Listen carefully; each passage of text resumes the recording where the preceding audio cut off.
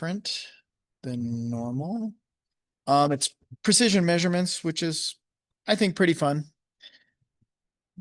Okay, first thing, SAE. Have you guys heard this term before? Standard? Yeah, we call it standard. It just means like US imperial measurements, if you will, kind of like English Society of Automotive Engineers type of measurements. Yeah, standard, fractional, inches, imperial, right? And the first point, if you look at this tape measure or stainless steel rule or whatever it is, you got to know what each one of the lines mean. And I'm the first to admit, like, if I were to take a really quick measurement, I might actually have to think about this for a second. And to some people who are substantially older than me, they'd be like, what the heck? You should have all that memorized. And yeah, but it's, it's not something that I do all the time, So if I were to just, like, I got this tape measure right here, or I'll just bust this tape measure out, it might even take me just a quick second to get the measurement when it gets down to the 16ths. But if it's on the quarters, quick. If it's on half, obviously quick. When it gets to the eighths, decent. But when it gets to the 16th, sometimes I'm like, well, which 16th is that? All right, so let's walk through it right here. This is going to be something that you'll be doing on the lab packet, which is a lot of measurement assignment. So if we look at the first line, you can see that's a 16th and it's a short line. Then this line's a little longer. That's an eighth. Then the second line is another 16th.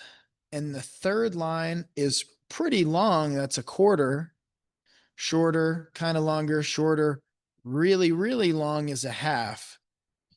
Right. So if I were to look at this overall, I would start with, this is a 0, right? So if I were to go out to this line, what's that line right there? You guys can see my mouse, right? Inch. 1 inch, right? Now a half of an inch is going to be in the middle, and there you go, right? And that's why the 1 inch is really long and the half inch is really long, but not quite as long. What's half of 1/2? Quarter. Boom. And then a quarter, and that's why the quarter's a little shorter. What's a half of a quarter? An eighth. An eighth right there. And that line's a little shorter, but what's a half of 1/8? 1/16. Right. And that's pretty much as far as we'll ever go on like a tape measure. That's not very precise. But if you're cutting wood for framing, or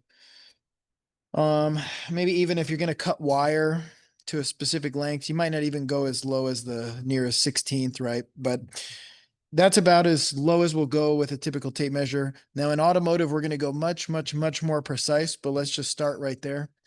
So if we were to count the 16ths, the first one is 1/16. So another line after, how many 16ths would this one be?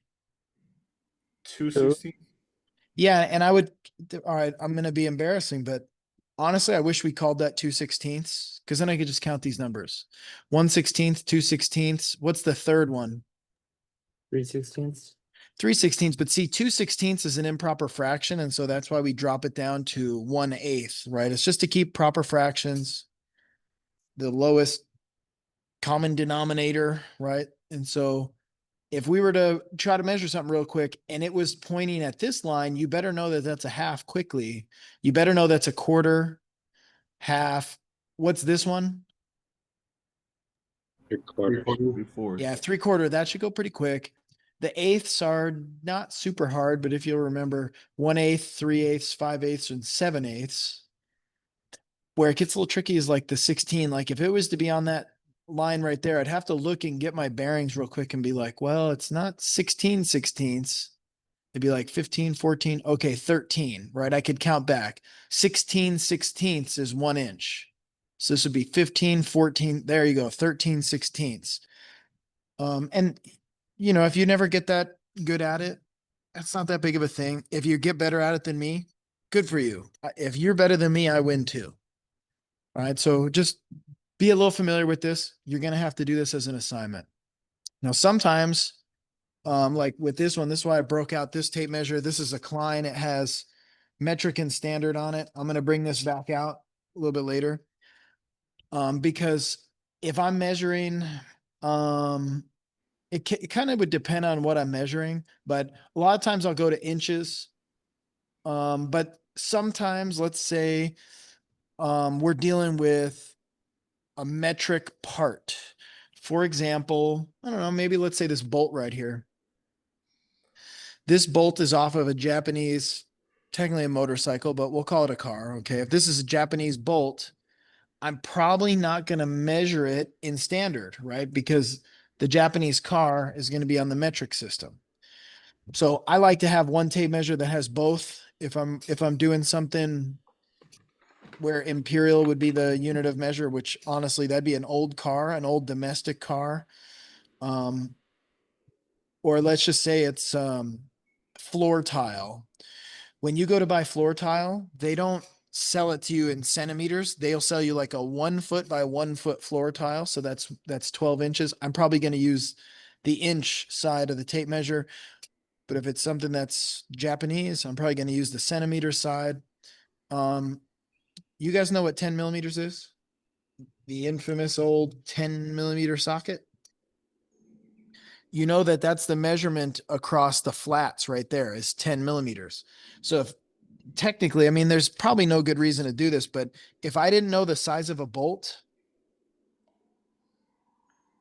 you technically could use your metric side of this tape measure, which you can't exactly see. We'll see a little bit later.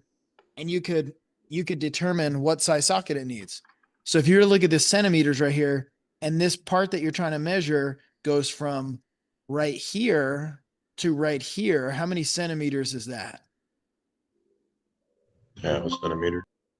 It's a half a centimeter, which we'd normally drop down to millimeters. So that's what's kind of interesting. 1 centimeter right here is actually 10 millimeters. So if it was a half a centimeter, we would just probably count them 1, 2, 3, 4, 5 millimeters.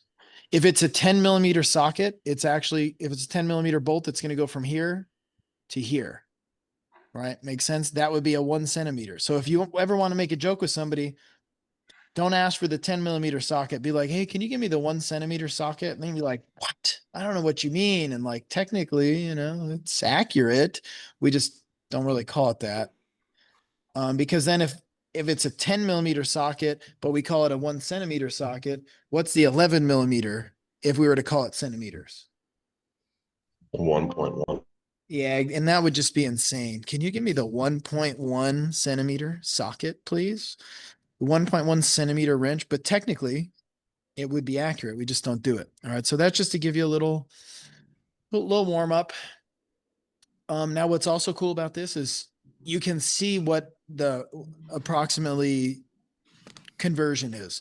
If you wanted to convert 1 inch to centimeters or millimeters, you just literally like run a line down there. If you notice that 1 inch is just a little bit over 25 millimeters or 2.5 centimeters, like 2.5 something.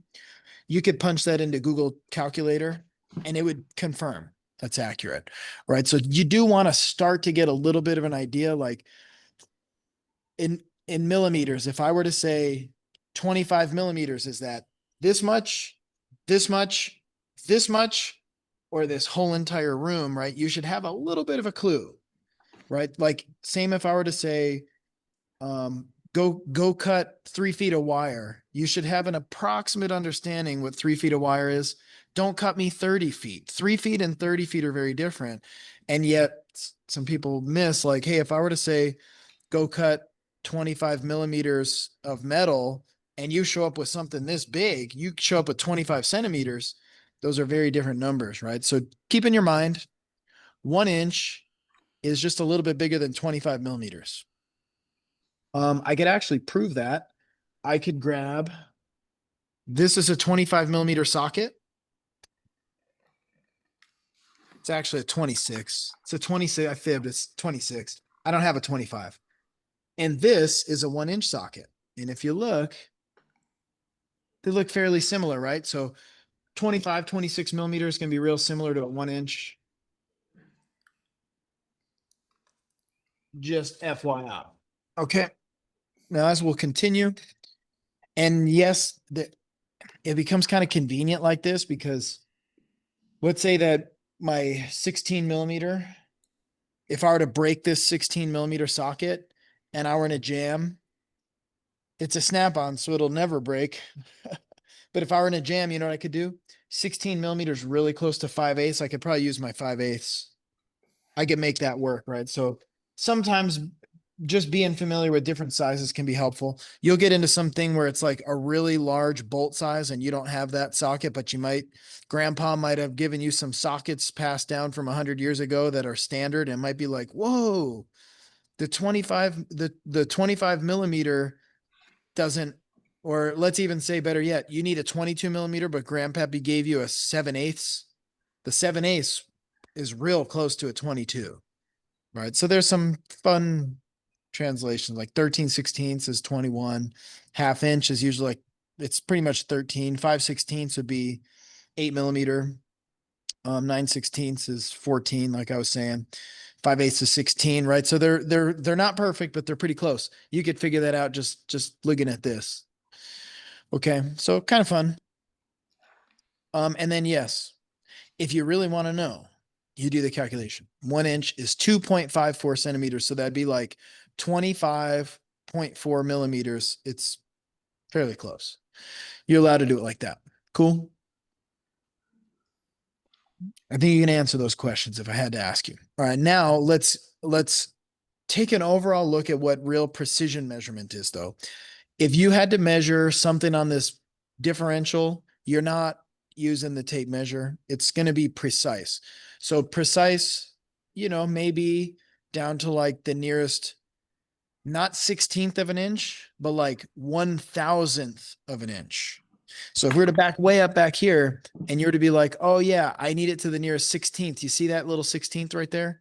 No, no, no, not 1/16th, but 1/1000th of an inch. Very, very precise. Now, all of you have a great head of hair, but for me, a little bit less. Does anyone know the approximate size of a human hair? If you were to blink, pull it out and measure it, what do you think? A few centimeters. Shoot, a few centimeters would be like right here. That would be like, if your hair is that big, we got issues. Not the length, the width. Now I understand why you answered. So if I were to say, like, if this is a hair, I got you. If this was a hair, I don't want to know how long it is. I want to know the diameter right here. How much diameter? What thickness do you Like a think your hair hundred is? thou. 100,000. It's going to be about 3/1000 of an inch. So those Mhm. are, so if you were to measure the average hair, be 3/1000. Maybe you got 2/1000, maybe you got 4/1000, but that would mean that's like a 0.003 of an inch. That's how you'd say. We say it weird though. We don't say 0.003. We say like 3/1000 of an inch, right? So when we get into the precision measurement, we're talking about very, very, very precise. Not the nearest 16th. We're talking about the nearest thousandth typically. 0.01 millimeters, very tiny. All right, so let's go over some of these tools. This is a dial indicator.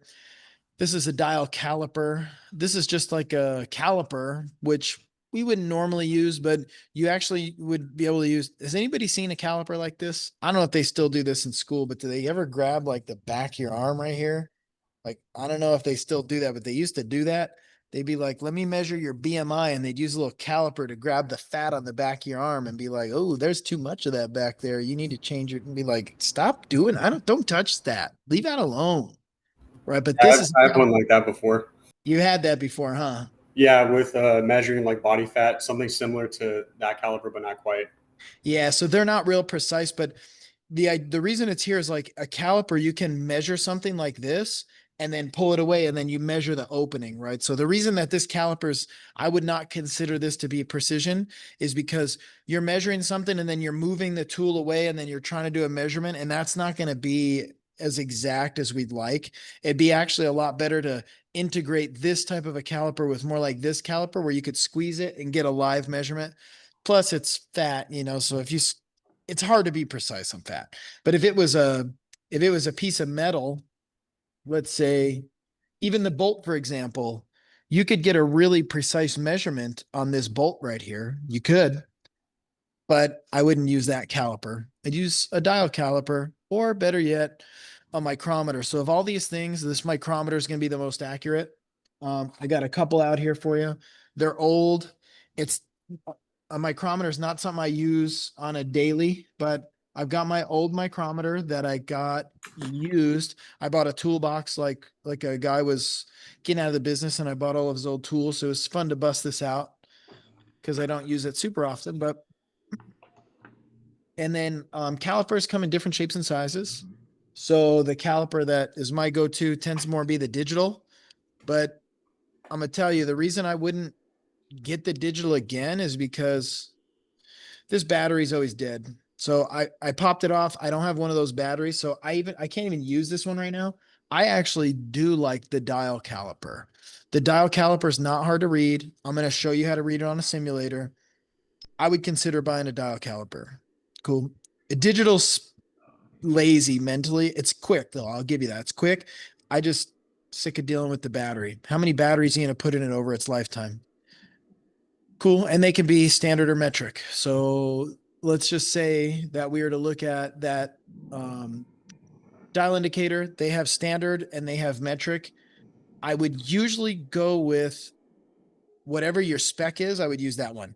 So if you're reading the service manual and the specifications are in inches, I'm going to use a standard standard dial indicator or caliper or micrometer, whatever. Makes sense. Now, a lot of the service manuals, like Toyota service manuals, it's going to give you both. So you could do all metric, but what you're probably going to run into, especially when you get into like engines, when it comes to machining or even with brakes, a lot of the people you're going to work with are going to speak in standard imperial measurements. So if you were to say that brake rotor has 2000s run out, I know exactly what that means. An experienced line tech is going to know what that means. If you were to say it has 0.02 millimeters, I'd be like, I don't really know how much that is. Like, I obviously know the number, but a lot of people have kind of specs and general ideas of what's good or bad in their mind already. Make sense? So you're probably mostly going to speak in standard. But if you work with somebody who's from Japan, they're probably going to speak in metric specs. Okay, so you could go either way. Cool. So as we get in there, this is one of my favorites, a stainless steel rule. What did you call that when you were in first grade? Ruler. Yeah, and you can call it a ruler if you want, but like an actual machinist or a more experienced technician mechanic is going to call it a rule. Oh, grab the rule, the stainless steel rule. Yeah, you could say a ruler. I mean, it's the same thing as a ruler. It's just not wood and it hasn't been used to smack against the desk and hit the kid next to you and then chew on it a little bit and, you know, scrape the gum off the bottom of the desk. This is a precision instrument and needs to be treated that way. So this is a vernier.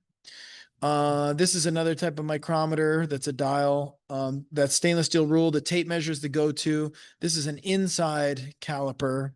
And this one's not so much precise as it is like if you need to measure long distances, let's say it's 100 feet, you're probably not going to use this. This is a short one. This goes to 15. Well, it's actually 5 meters, but that's about 15 feet. If I wanted to measure something that was 50 feet long, I don't want to measure and make a line and then measure from the line and make another. That's just getting inaccurate, right? So some of this is just the right tool for the right job. Cool. For example, I honestly wouldn't use a dial or digital caliper to measure a crankshaft. I think that's a main. It might be a main or a rod. It actually looks like it might be a rod. If I'm measuring crankshaft parts for engine machining, this would be a no. If it's a brake caliper, that's pretty common. But do you guys remember what I said the more accurate tool is when we were back on this page? The micrometer. Exactly. So if I'm doing engine work like that, I'm going for the micrometer. And they do I'm afraid to have to admit to you, make micrometers that are digital. So if you really can't read a micrometer, get a digital one, but the ASE is going to have questions on it about measurements and they're not going to be digital. All right. So when you go to pass the test, you need to know how to measure using this stuff. Now in this class, because this is like the introduction, boot camp, basic class, you're not measuring engine parts, but you need to have an overview, kind of understand, if at some point you get hired and somebody says, oh, go measure those brakes. If they're talking about measuring the rotor, don't break this out. This is not how you measure rotor thickness. Not it. That's not precise enough. Rotor thickness is to the nearest thousandth of an inch. Now, when we're going to make this really applicable, has anybody ever measured tire tread depth before? Yes. What's the unit of measure? It's 1 millimeter to 12, I think, or some have 10. Okay, sometimes you could tell me in millimeters. Anybody got another way they've seen it written that's more 30 seconds. Yeah, 30 seconds is common. Technically, some places can do millimeters, but the way that they wrote the laws, a tire becomes illegal at 230 seconds. So what that is in millimeters, I actually don't recall. I'd have to do a quick calculation. I think in 30 seconds, I'd say 30 seconds is a little more standard, but I do know some people measure in millimeters. So if you're measuring tire tread depth, it's really only to the nearest 32nd of an inch. That's half of a 16th, so it's fairly precise, but you're not going to be really measuring with micrometers at this stage of the game. We're getting more ready to do MPI oil change. So measuring brake pad thickness is typically done in millimeters. Measuring tires could be millimeters. Tire tread could be millimeters. A lot of times it's going to be 30 seconds. If you really had to measure brake caliper thickness, I'm going to show you how, but I wouldn't expect you to have to do a whole lot of that quite yet. You're going to learn that in brakes class, a little more. Okay. Okay, so there's your calipers, right? This is a great example of the dial. There's your micrometer. This one's digital. That's like a cheater micrometer. The ones you're going to be using this week going to look like this. You got to turn them. You got to read them. I'm going to set that up on a desktop camera so we can do some actual measurements, but we're also going to do a simulator so you can start to get the concepts down. And a dial indicator, which we can use in several different ways. But they each do different things. This one's a cool tool because look, it can measure diameter right there. Would you agree? But it could also, that's outside diameter. So outside diameter would be like this, right? This measurement right here. That's outside. However, if we wanted to measure inside, we could measure inside as well with a caliper, like a so, right? Because look, see how it has these jaws? I can expand or contract those. So I can actually measure the inside hole as well. Okay, so that's kind of cool. We'll measure some stuff for practice. And then there's one more thing that it can do, and this is where it's a bit embarrassing, but this little thing right here, that goes down. You're gonna see like a little stinger. See that? That can measure depth. So if I was to measure my 0, what the heck? Yeah, not a lot. All right. But you could technically measure tire tread with this. This would just be maybe a little overkill. But you can do it like that. Sometimes it's convenient. Like if I were to do, that's label fell off of this thing. If I were to do a measurement like, let's say I'm back on this. If I wanted to measure the bolt, I could maybe do it like this, but it might be cleaner actually to use just this drop down right here. I could actually measure it like that. Okay. So just to give you an overview, I know that the auto blurring on my campus computer is blurring out, but it's okay because I'm going to change over to a desktop cam. We'll do some sample measurements. Cool. Different jobs. Caliper's nice. I'm not in love with a vernier caliper, but they work okay. They're a little hard to read. You got to line a lot of things up. I will show you how. Dial caliper is more my preferred. Digital is a little lazy, but fast. I'll give you that. If you needed to use it all day, every day, it'd probably be worth it. But if you use it and then you don't use it for a month and the batteries are dead, maybe you want the dial. Cool. Different types. The vernier, this is introduction to the vernier scale. When we use this, we have to figure out a couple things. Like you need to look at the main scale, and that's going to tell you, let's say like you have 1/2 inch, right? 1 inch, 1.5 inches. Now, in this case, it's slightly different because it's actually, this is a metric one. So it'd be like 1 centimeter, right? Which is 10 millimeters, 11 millimeters, 12 millimeters, 13 millimeters. You gotta, I'm looking on this one. I don't think we opened it up yet, but you'd have to measure the part. Cool. And that'll give you like your main measurement. But then when you want to get it more precise, you're literally just looking up which one of these align perfectly.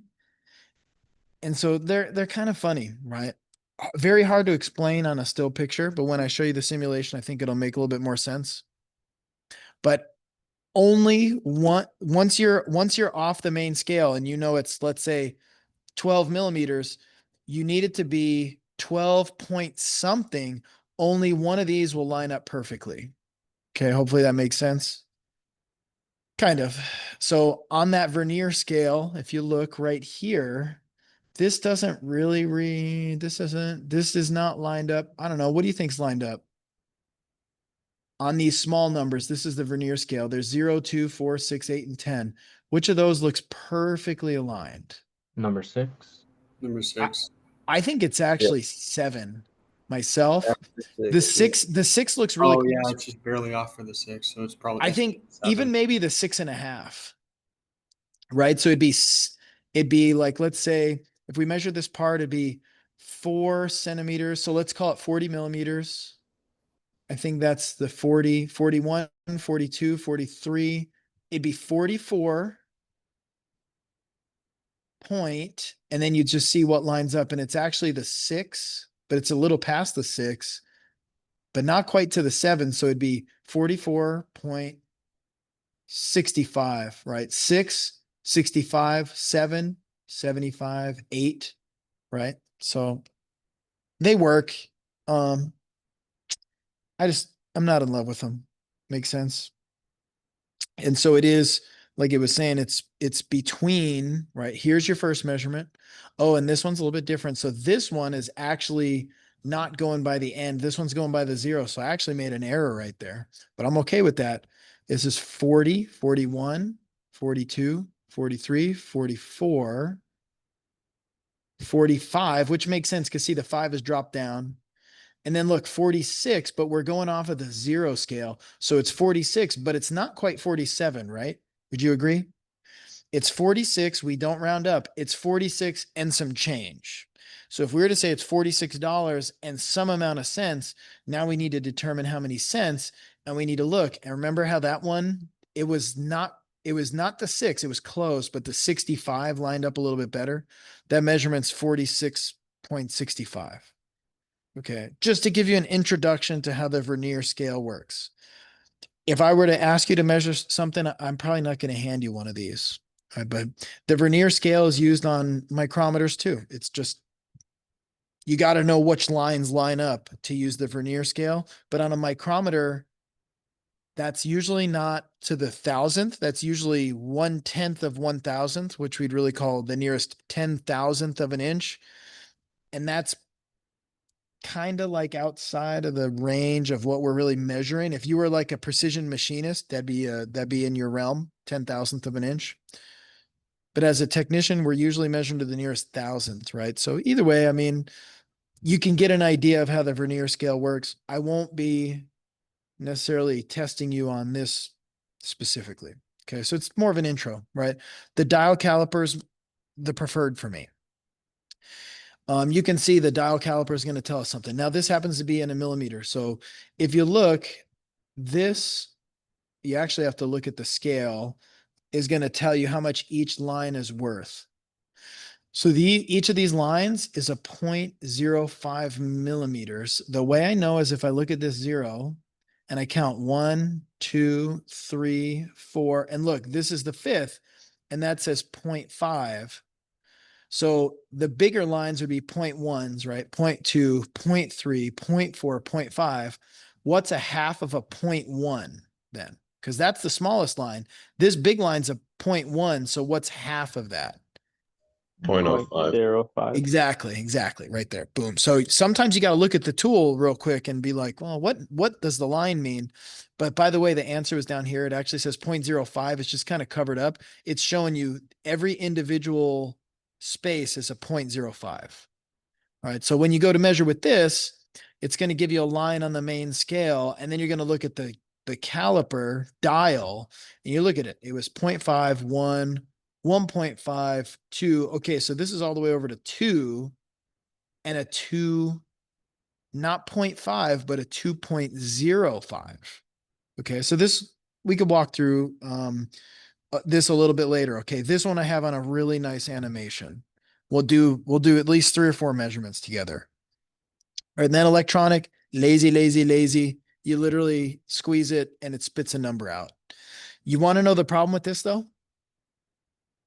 If you don't, yeah, the battery is a big pain in my butt. But the other thing is if you don't zero it, like if it's just sitting in there, it'll learn a new 0 point. If you don't literally close it up like this and press 0, that number on your lazy LCD display will be inaccurate. So you do still need to pay a little bit of attention when you use these, but you don't really have to do any calculations, right? So they're pretty easy. And they can be more accurate in fairness, right? There's an internal and external. And again, there's a time and a place for these, but if you measure an internal, like when we were measuring this hole right here, if you use the caliper on there, then you'd have to move the caliper over and you'd actually have to take a measurement. So it's 2 steps. I'd say the pitfall here, you do the caliper measurement and then you pull it off there and then you accidentally move it and now you're measuring the wrong movement. You did the wrong measurement, right? So you can, a lot of times there's a wing nut, you can tighten it up to try to lock it, but you're just transferring your measurement and that's a little sketchy. And same with an external. If it's from 14 to 17, that'd be like 1, 2, 3 centimeters, but it looks like it's actually a little bit more than that, right? So you're taking a measure and then moving it onto your stainless steel rule. That's what we're doing. Cool. Micrometers, I likey. And this is mainly metric, but again, getting you familiar with how they work. So then when we go to the simulation, you're like, oh yeah, I know where that would go. I know that I would put it there, but we'll have to do at least probably 5 of these on the simulator for you to really remember and understand. Okay. But you got standard and metric. The mechanical is the one that I need you to read. The digital is nice. They're expensive. They're not going to be on any kind of test because a small child could read that with no training. Right. So we're going to teach you the old school. You need to know some parts though. The thimble is the part that you turn. This part back here is usually like a little ratchet, and that's going to prevent you from over torquing. So this is not a C clamp, right? Make sure you understand. If I were to go to measure, let's say my finger right here, I would just literally snug it up, like just right. Like actually what I had pulled out before, this is a calibration block. This little piece right here actually says, I'll show you when we get the desktop out. It says 25 millimeters exactly. This is in a foam case. I have it right there. This is a precision piece of steel. That's exactly 25.00 millimeters. So when I go to use my micrometer, what I can do is I can adjust it so that it fits just perfect. And if it's 25.00 millimeters, what should this micrometer read right now? The same reading. The same thing. Exactly. 20, Same thing. 25.00. If it's reading wrong, what do you think it is? You think that this thing got damaged, or do you think that this got damaged? The tool. The micrometer. Probably going to be this is something you could spread the jaws on, right? This thing now, if I were to throw it against the ground a bunch of times, maybe it would no longer be 25.00, but I told you I keep it in a foam case. Right. So that's going to tell me the accuracy of the micrometer. Now, when I go to snug it up, I'm not like a machinist who machines metal all day, right? But I did actually hold the machinist title at one point. When I go to snug this up, I have kind of developed a feel, right? The way that I developed the feel was practicing with this. If I run this up to the 25 millimeters and I snug this up just right, and I read 25 and I can do it repeatedly, consistently, and always get 25, I developed a feel, right? When you're brand new, you don't have the feel, right? You got to become one with the micrometer. See? Okay. So to become one with the micrometer, you got to practice. But how do you practice without time and experience, right? So when you're brand new, you don't know how tight to make this. You use this little ratchet thing on the back and it goes click, click, click, click. This one doesn't even have one. This is an old school micrometer. Like I said, it's even got the dude's name etched into it that I bought the toolbox from. So this was probably before they even had that. But on a lot of the new stuff, you can prevent over tightening by using the little clicky thing. Now, that doesn't mean you just want to go click, click, click, click, click, click, click, click, click all crazy. But like when you go to set this, you can absolutely over tighten it or you can under tighten it. And so the ratchety thing is going to prevent you from over tightening it, but making sure that you get it tight enough. Cool. So when you're starting out, use this thing back here. This thing has a little spring, a little mini clutch in there. It's going to turn the thimble. The thimble is going to kind of thread down, right? So as I move this, the thimble is closing up. And that's going to be compared to measurements on the barrel. Okay. And then the jaws are over here. So if I were to try to measure some part like a rotor and I were to tighten this up too much, it'll actually spread the micrometer out. It'll damage the micrometer. It's no longer accurate. You know it's too tight if you tighten it to the part and you can walk away and it'll hang there. Then you're basically making this into a C-clamp. Bad, bad, bad. Okay. You are fired. Don't let me catch you because the toolboxes I have nice new micrometers and they work and they're accurate until of course you squirrely little people get in there and you do squirrely little people things and you start over tightening stuff and whatever. So I'm beyond your case big time. All right. So the other thing you should know is if I go to do the measurement and I use the clicky thing, I know it's just right. I can lock it. Sometimes they have different style locks. You can lock it like this one's right here. You can lock it so you can pull it off and read it. But the problem is sometimes like with a rotor, they have a lip on the outside. So if you get this on, you get it in a really nice position, then you lock it, you try to pull it off. You're being too rough with the tool. So you might end up having to do it all in place.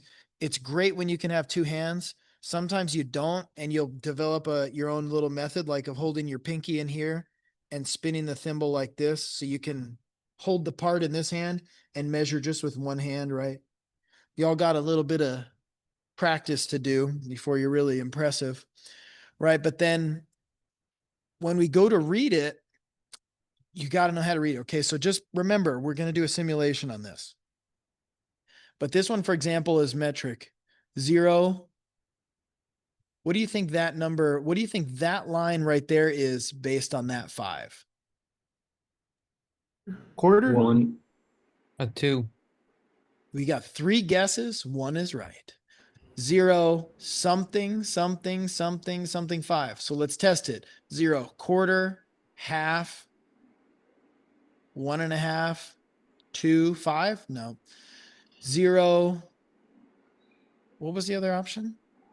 1. But One. it goes by 1, millimeters. 2, 3, 4, 5. Oh, okay. So that's how you do it though, right? We just walked through literally how I know what the numbers and the lines mean. Cause there's different micrometers, there's different tools, there's different whatever. Sometimes you just look at that first number and see how you count it. So if this was a 1, a 2, a 3, a 4, and a 5, then what the heck is that?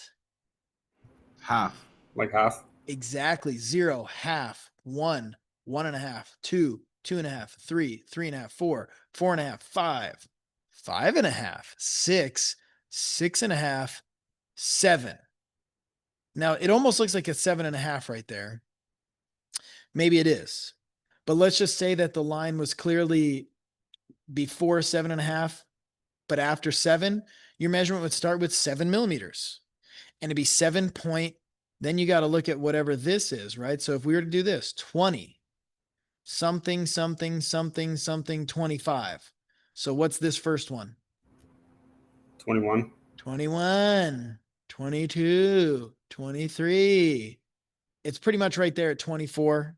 And we could get into the nitpicky details, and we will in the simulator, right? But I've got a 7.24, but maybe it's a 7.5, which would mean it's 7.5 plus another 24, which would actually make it 7.74. And I actually don't remember what this one's supposed to be. Oh yeah, they did count the 7.5. 7.5 plus 24. So $7.50 plus another 24 cents. 774. We'll do this on the simulator though, okay? I promise. Now, what are we going to use a dial indicator for? Kind of depends. Anybody ever seen one of these, used one of these, familiar with one of these? All right, here's one example. You've got the rotor, right? The rotor is the disc on the disc brakes. That rotor can become what we'd say warped, right? But warped is like, warped is fine. Warped is not specific enough. Warped is like, that could mean any number of warp. Warp is how warped is it, right? There's a spec. We're allowed to have this new term run out. Run out means if you were to spin it and measure it, it would be doing this as it spins, right? As you're spinning the whole disc, it would do this. Cool. That's run out. Every part that spins has run out. How much run out? Well, the reason we call it warped is probably because it got hot and distorted. The technical thing is it's got run out, right? The amount of run out determines if it's going to cause a brake pulsation or not, right? So if it's spinning like this, we want to measure that, right? So let's say it's spinning and it does this. Look at what my finger can do. My finger following that can measure it. A dial indicator is perfect for that. You'll set it on the surface, you'll zero it, you'll spin it, and you'll see how much does this needle move. As your finger moves, that's the dial indicator's thimble. Or the plunger, the needle will actually move. Cool. So we gotta set this up though precisely and make sure it's tight. And there's all sorts of stuff, but that's a good thing to visualize is it can measure the run out. There's another thing it can measure, which is shown right here. This is a ring and pinion setup. When you have two gears like this, see that there's some movement there. What would you call that? Play or slop? What do you want to call it?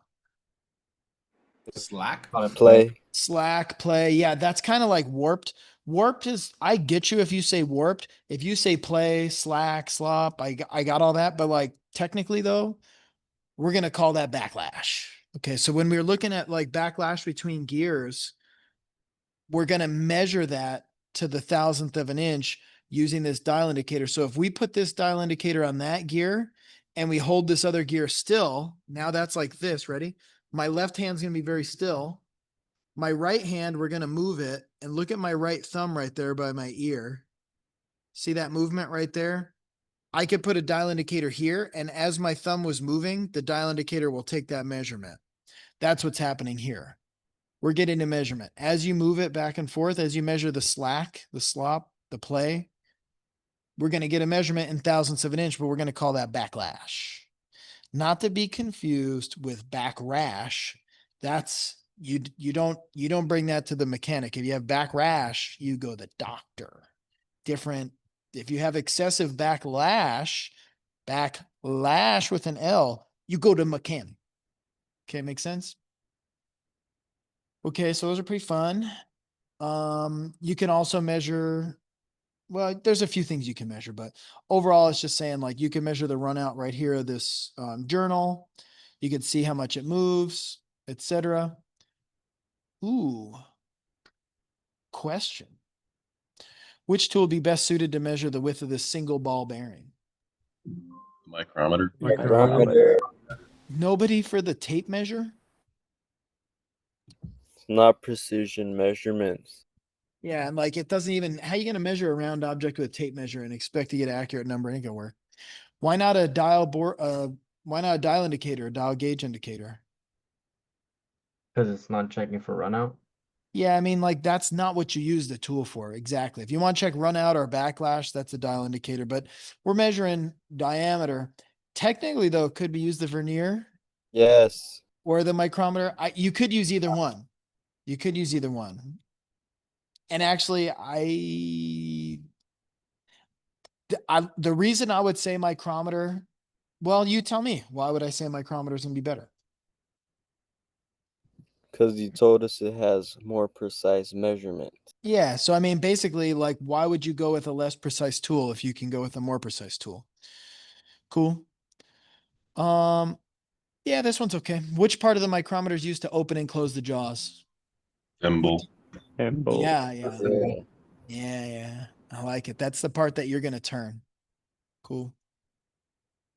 Ooh, look at these feeler gauges. Anyone ever seen those before? Yes, for valves. Oh, valve adjustments are probably one of the most common times you'll be using said feeler gauges. Okay, these have been around a long time. These are Craftsman, but the old school Craftsman. And so you can see they've been through some stuff. I really didn't clean them very well. That's on me. But the reason we'd use a feeler gauge is to tell the gap. Like, remember how we were looking at those gears? Technically, you could slide a feeler gauge in there and tell what the gap is, what the backlash is, but you can't really fit them in between there. So yeah, we'd use it more for like, maybe you have the camshaft right here and a valve stem right here, and you want to know the space. A feeler gauge would be good for that. You got to slide it in. Again, you got to become one with the gauge. All right.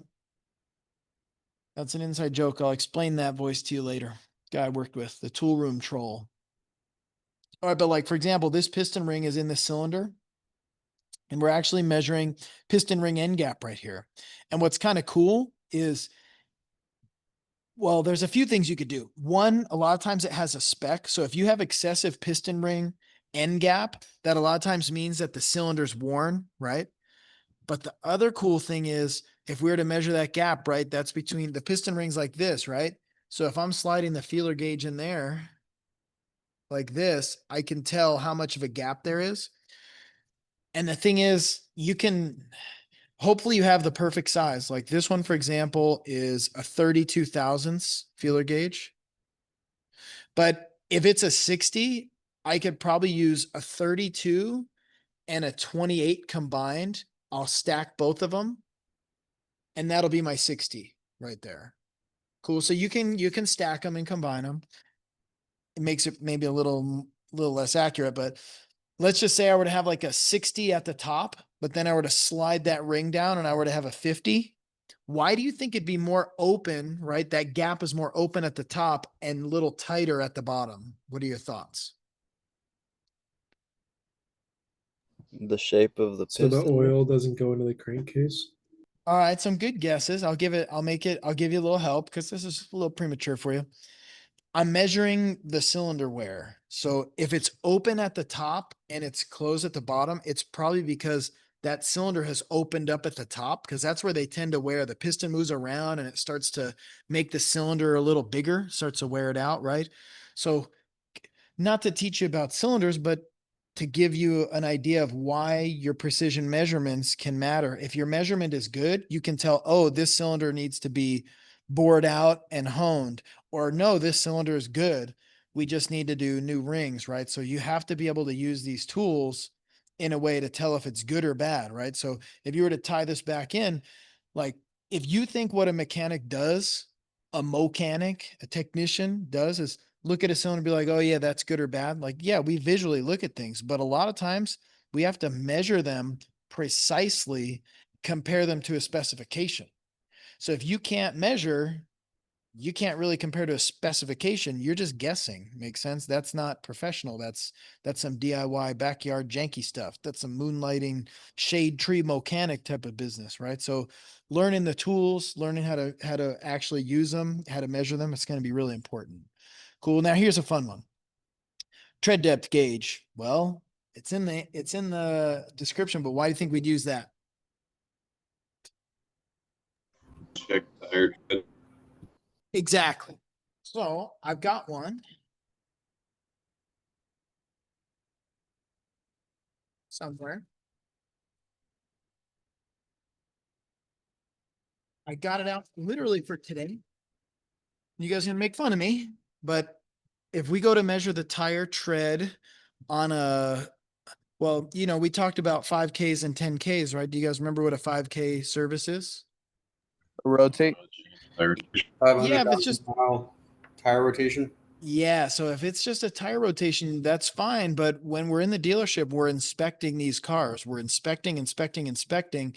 And if a car comes in, we need to measure that tread depth so that we can tell, hey, are your tires legal or are they illegal? But also like if it comes in and it's 10, 30 seconds, that means the customer's got quite a bit of tire tread left.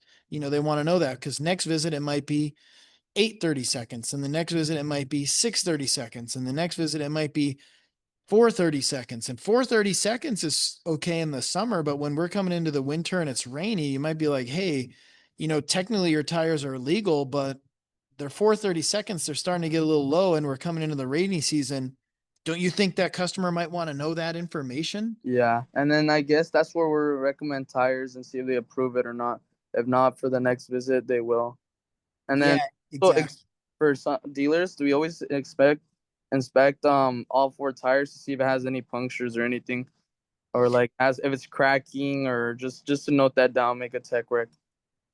Right. So in the next several days, we're going to get into all the details that we want you to be doing on these multi-point inspections. And a lot of it's visual, like you guys know what a crack looks like, right? But some of it takes a little bit more training. So the tire tread depth, that's why we're covering precision measurement. You're going to have to do some measurements. Oh, that's not good. I just checked my hair and it came up. I'm in the yellow. No, I'm in the red. So that's no good. I need to you give me a recommendation. What am I gonna, I'm not fixing it. I decline the repair. I'm just gonna send it, right? So that's why we're doing a little bit on this precision measurement. Here's how you could do it the DIY way.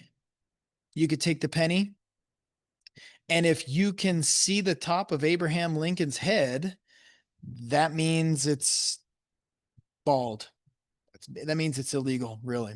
So if you bury a penny in there and this is up to like Abraham's Lincoln's nose. I mean, that's great.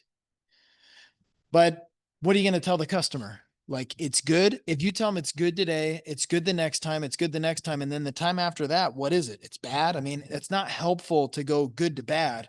You want to help them. Tires are expensive. You want to help them know, hey, it's coming up. Remember, you were 10, then you were 8, then you were 6. You're going to be 4 next time, and the time after you're going to be 2. 2 is like hydroplaning, get a ticket, these types of things. So plan on it, save your $1,000 or whatever, so that when you need the tires, you didn't just spend it all on a TV. You're not like, oh yeah, I got $1,000. Well, let me get a new TV. You should be like, hey, I got $1,000. Oh yeah, on the last visit, they told me I was at 6:30 seconds. I need to be ready for tires. Maybe I shouldn't buy the TV. Make sense? So we don't just tell them good or bad. We give them an actual measurement, and we can do some predictions as to like how urgent this is going to be, right? That's what we're really trying to do here. This one, for example, 10:30 seconds. You can see that's a 30 second. That's a 30 second. That number is this is the same tire. So with a penny, with a tread depth tool, 10:30 seconds is a usable, good, helpful number. Now here's what it looks like. This tread depth gauge is buried down in the bottom of this groove, and the side wings sit up on top of the tire. All right. So you all need to get good at this. You can practice it though. We'll be practicing this week. We're going to be into the MPI, multi-point inspection. We're going to cover it a little bit every day. And then next week, when you guys bring your own cars in, you'll apply all these things plus the oil change onto your own car. Okay. So that's what we're ramping into. Where are we going to put this information though? On the MPI sheet, you're most likely going to see something like this. If it's Toyota, it's probably going to be exactly like this, but factory specs for PSI, what you set it to, what it was when you checked it, and what you adjusted it to. That's for tire pressure, right? Air. And the spare too. But then right down here, it's going to be tire tread depth. Left front, how many 30 seconds? You got to measure. Right front, how many 30 seconds? You got to measure.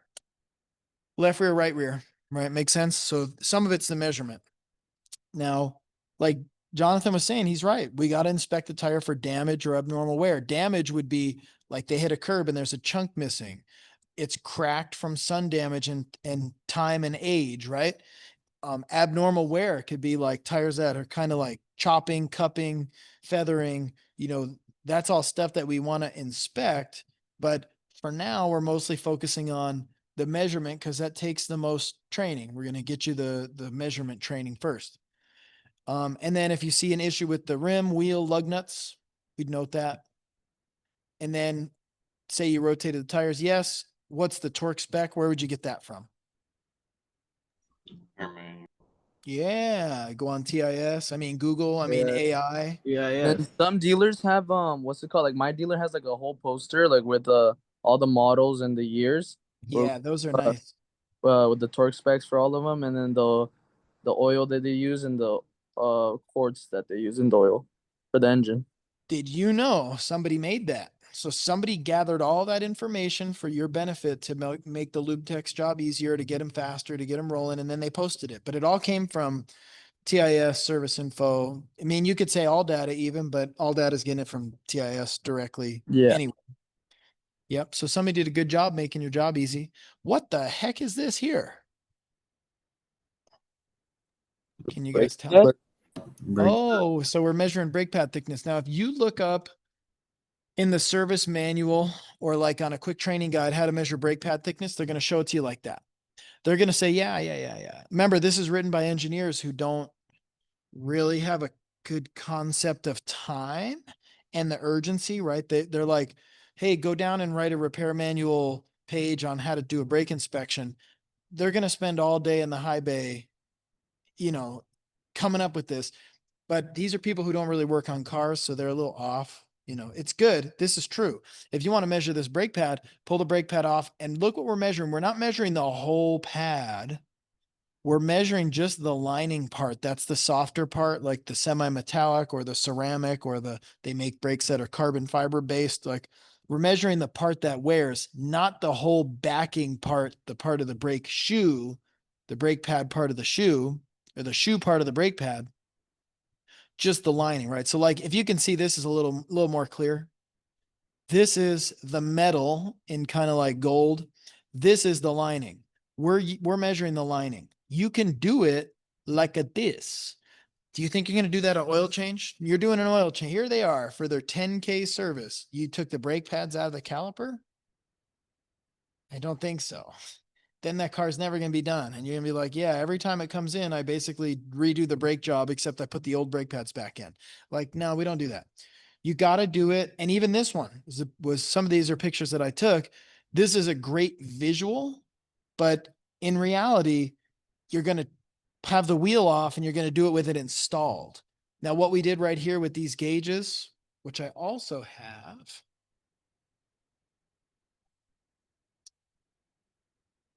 On one of the test questions, it says when the rotor and the brake is installed and you have to measure it, it says to use a steel ruler. That's great. Yes. I do have that. I do have those gauges, but I think they're underneath my computer. I don't want to mess up my computer. So you have to take my word for it.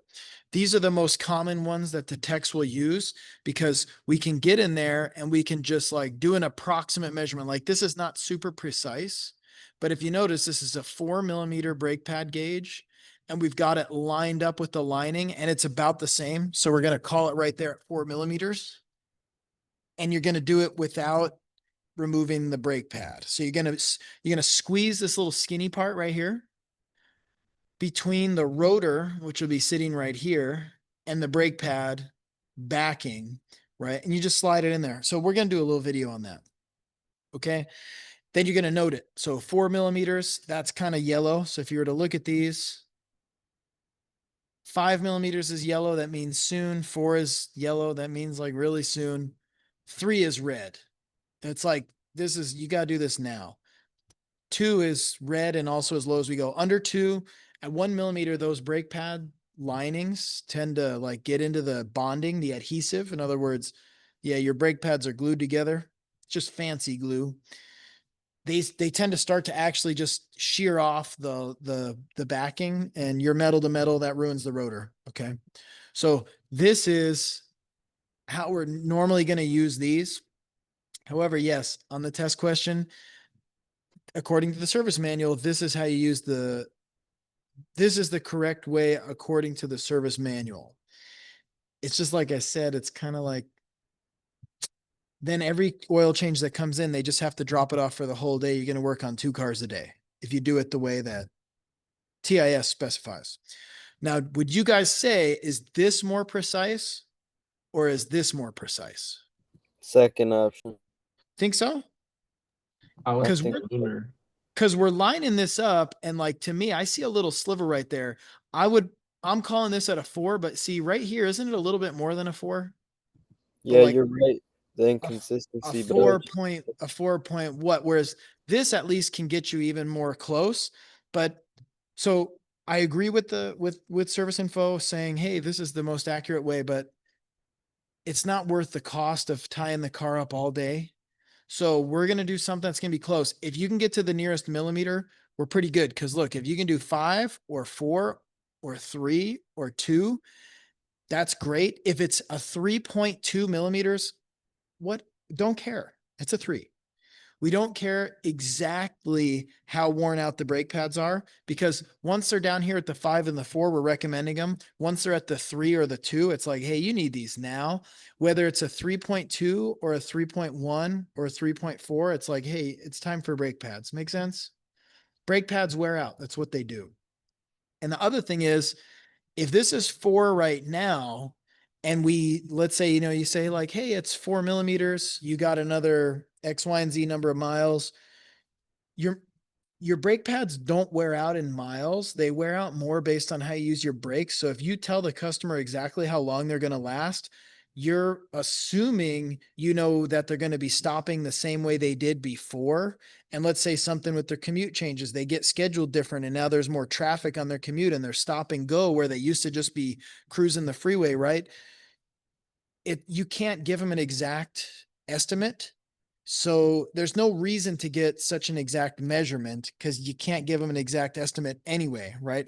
If you're plus or minus 1 millimeter, we're great. We're chilling. Like, Yeah. if Also, it's, I go want ahead, Jonathan. that sometimes you have to, because you have to check the front brakes and the rear brakes, so you can't really give like an estimate because sometimes the back brakes or the front brakes could be wearing faster, and then that's Yeah. where you would put like another like a note, a tech rec or something, just in case if it's really bad, then put a tech rec and just recommend further inspection or get the service manager or someone to help you out to see what could cause that in a way. And yeah, I agree. And so one thing I'd like to note is on here, when we do that inspection, if you're looking at the left front, it's asking you millimeters. If you have the inboard pad at a 6 and the outboard pad at a 10, you only got one spot on the line. So you'd have to make a little note right here saying, hey, the inboard pad's at a 6, but the outboard pad is at a 9. And that's actually cause for concern anyway. So if you guys are doing a good inspection and a proper measurement, you're measuring the brake pad on the outside, like the one that you'd see if you're looking at the wheel, and the one on the inside of the rotor that you don't really see unless you like get way back in there. You got to measure both of them. If they're the same, you just write one number. If they're different, you might write like inner 6, outer 9, and then probably a little arrow and a note. And like Jonathan's saying, you might actually need to bring that to someone's attention. Just say, hey, these are wearing unevenly.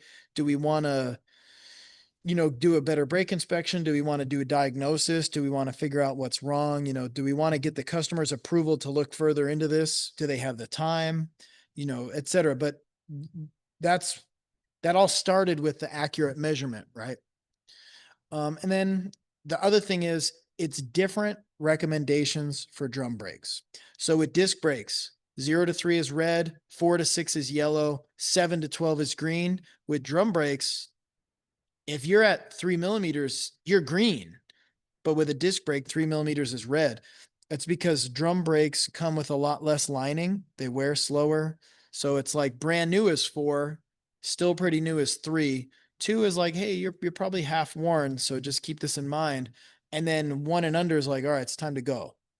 Right? So when we go to measure the drum brakes, that some lube techs will pull drums for and some don't. And that's something I usually don't like to say a whole lot on because it all comes down to the policies of that particular dealer. To do a good inspection, you really need to measure the brake shoes. Sometimes they have access holes and you can use your tool and go through there and do the measurement without pulling the drum. If you can't, and a lot of times, especially on the newer stuff, there's no access holes to measure. If you can't, this is something that really needs to be discussed with, let's say, your supervisor. And the reason why, if you say, yeah, I'm just going to pull the drums off, and you go to pull the drums and they're kind of stuck, and then you go to use 10 by 1.25 bolts to try to do like a little hub pull that are built in. And next thing you know, the drum has a lip on it, and the drum lip catches the backside of the shoe. You go to force it off, it breaks the shoe, it breaks the backing pin, the hold down pin. Now it needs a hardware kit, it needs shoes, it needs drums, and it's sort of like it blew up on you. And then next thing you know, a lot of times the dealer will say, you know what, if it's drums, just note did not check NA. But I would not be putting that it was 4 millimeters if you didn't check it, right? I just might make a little NA. I can give you all the technical advice on that. I can even give you the tips and tricks on how to get the drum off without damaging the shoes. I could show you how to adjust them up, adjust them down, adjust them tight, adjust them loose, all sorts of stuff. But ultimately, I don't want you to do it how I say, because if it goes sideways, that's going to be something your supervisor is going to be involved in, right? So you may just say, hey, I'm not able to check the drum brakes on this. What do you want me to do? Okay, cool. However, in school, we don't have a customer in the waiting room. And so on our inspections, you're going to measure the rear brake shoes. But if it gives you any trouble getting the drum off to inspect the shoes, stop, come and get me, and let's look at it together, because I don't want you to blow it up, because if you mess it up, then I got to help you fix it. Make sense? So I'm going to give you an extra lesson so you're all very familiar. But what we do in school sometimes is slightly different than what you do at work, because you guys are going to spend like 2 to 3 hours doing your MPI. And at work, the goal is to get it done in 30 minutes. So there's some things that you might have a little bit of a different approach on, especially when you get into like, it's a Corolla with 15,000 miles. You pulling the drums off of that?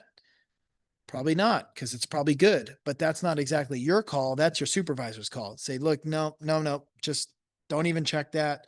That way, if there is anything wrong inside, you're like, hey, I didn't check it. I did what I was told. Those are the people who sign your paycheck. They do kind of tell you what to do, but I wouldn't lie for them either. Makes sense. I wouldn't be like, yeah, I checked it. It was good. If you didn't check it, it should be an NA. Fair? Clear? Okay, so I think generally that'll get you guys pretty squared away. We're gonna do some different lab stuff. So right now I need to change my camera to my desktop cam. Cool. Let me get this over. It's not away. Let's see how this works. I tested it earlier. It should be really good. Alrighty, here we go. Okay, get it boot up here. Get it booted up. It's getting booted. Okay.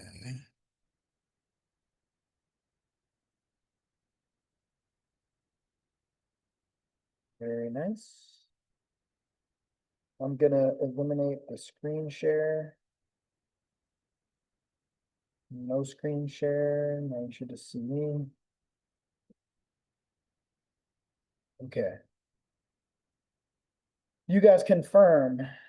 What do you see? Do you see my hand or you see nothing? I see nothing. You see nothing, yeah.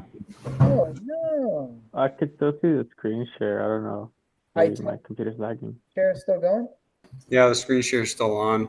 Oh, gotcha, gotcha, gotcha. So I'm gonna do, yeah, I want to end the screen share, so that's what I gotta figure out. Oh, there it is. Stop share. There we go. Here we go, partner. Cover cam. One moment.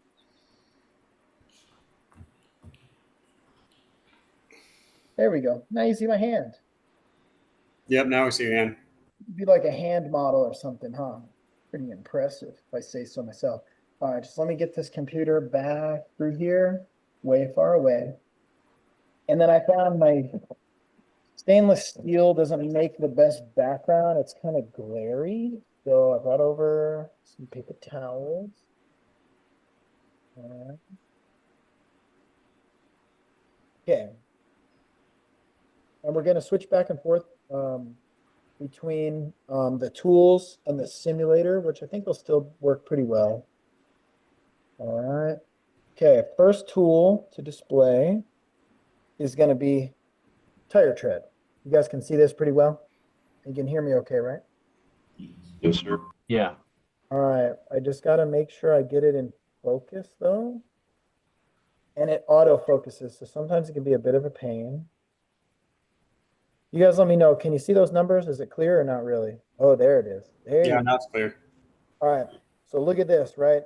If I were to have a tire that's got deep tread depth, that's going to stick down in the groove further, correct? And then if you look at the numbers, let's go with, by the way, do you see what that one says? Millimeters, right? 20. 20 millimeters.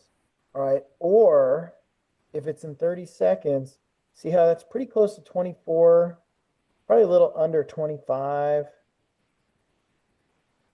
It's you know what, actually that's like right about 23, am I right? So sometimes I can move this a little bit, let it get focused back. Come on, little sweetie. All right, maybe I got a little too close. Okay, you guys can see those, right? Yeah, now we can. I'm gonna set it at 23. You notice right there it's at 23. Sometimes you gotta turn it, so there's different numbers on there, and you'll notice only 23 lines up perfectly with that metal sleeve. That'd be 23 30 seconds. That'd be ridiculous, by the way. If we were more in a normal number, I'd go with like an 8. You guys can see that's 8 30 seconds. So you might have to turn it. It's not 10, right? It's 8, but it's not 6. A lot of times I find this thing confuses people because it's got all these different sides and you're like, what the heck do I do? So this is something that you guys will be tested on. So make sure you know. I'm going to set it. Yeah, I set it to a number. You can't see. Let me get it. Frozen on my screen. Oh, there it is. Yeah, it lagged a little. I just got to get it to focus really well. Oops, I moved it. Come on, don't be like that with me. 6 looks pretty close. The 6 looks right on the money, huh? Not Yeah. the 7, No. and not the 9 or the 8. Well, the 8's actually kind of close, but the 6 is right there, right? So that's how you use this. It's really fairly easy. Would you guys say? Yep. If you Yeah, really want pretty to easy. you could do millimeters, but you want to go based on what the shop is doing. Okay, so in school, this is the shop, we're doing 30 seconds. Cool. Now you notice down here, if it's a 4, a 5, yeah, anything really between probably like a 4 or a 5, that's gonna be yellow. You can see that yellow, right? What if I push this almost all the way in? That would mean less tread, correct? See that little, that's like almost no tread. What are we showing here? Let's see if we can get a look. Oh, that's millimeters. Let me get over to 30 seconds. Okay, let's see if I can get your zoom, get your focus there. Come on, sweetheart. Yeah, I would go with, I think we're really close to a 2.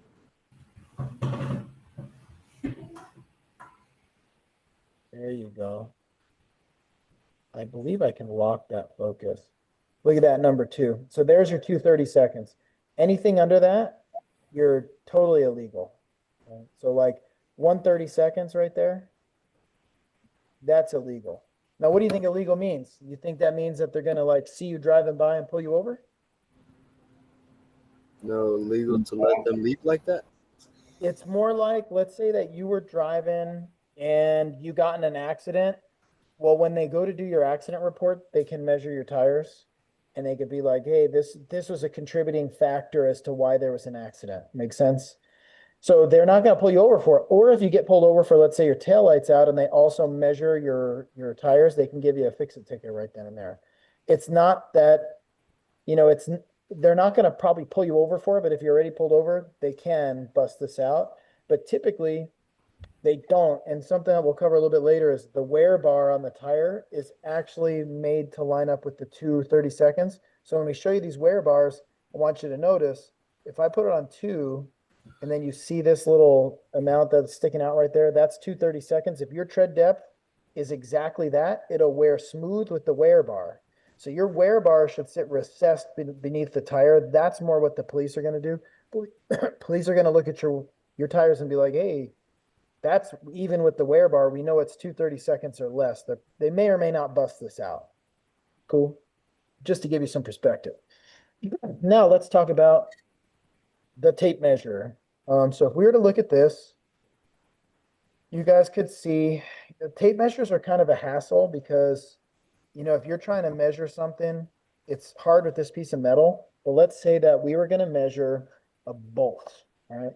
I got this bolt. I set this bolt out just for you. Just for you. And I found it right here. So check this bolt out. In fact, I'm going to even zoom a little closer, which I can do. Let's just see how this works.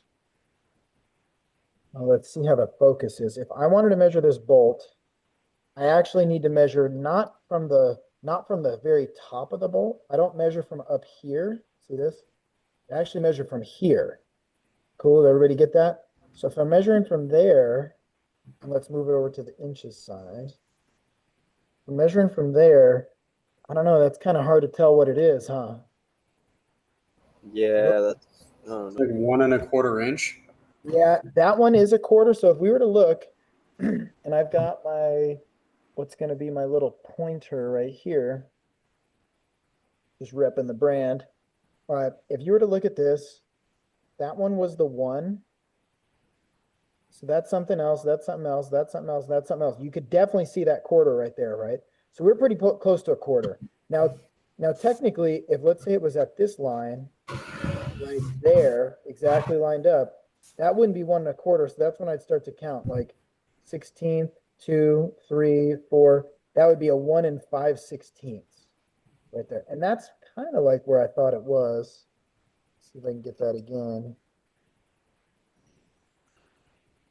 I'd put that like pretty darn close to 1 5/16. Yeah, just Yeah, so that's one way. But this is the thing though. And now I'm gonna teach you a little bit about bolts. All right, this bolt right here, who thinks they know? Is it metric or standard? It's metric. You don't know that. You're guessing. Because honestly, I really can't tell. There's a couple things I could do. I could measure it with a caliper like this. And if I were to get like just under 8 millimeters, I'd say it could be metric. But then if I were to do it with a standard, I'd probably get right about 5/16. So I don't really know based on that. The next thing I would do is I'd bust this out. See this thing? Now let's see if I can make sure that focuses. Lock the focus in. that's cool. That says metric, right? Yep. Look at this. Fractional.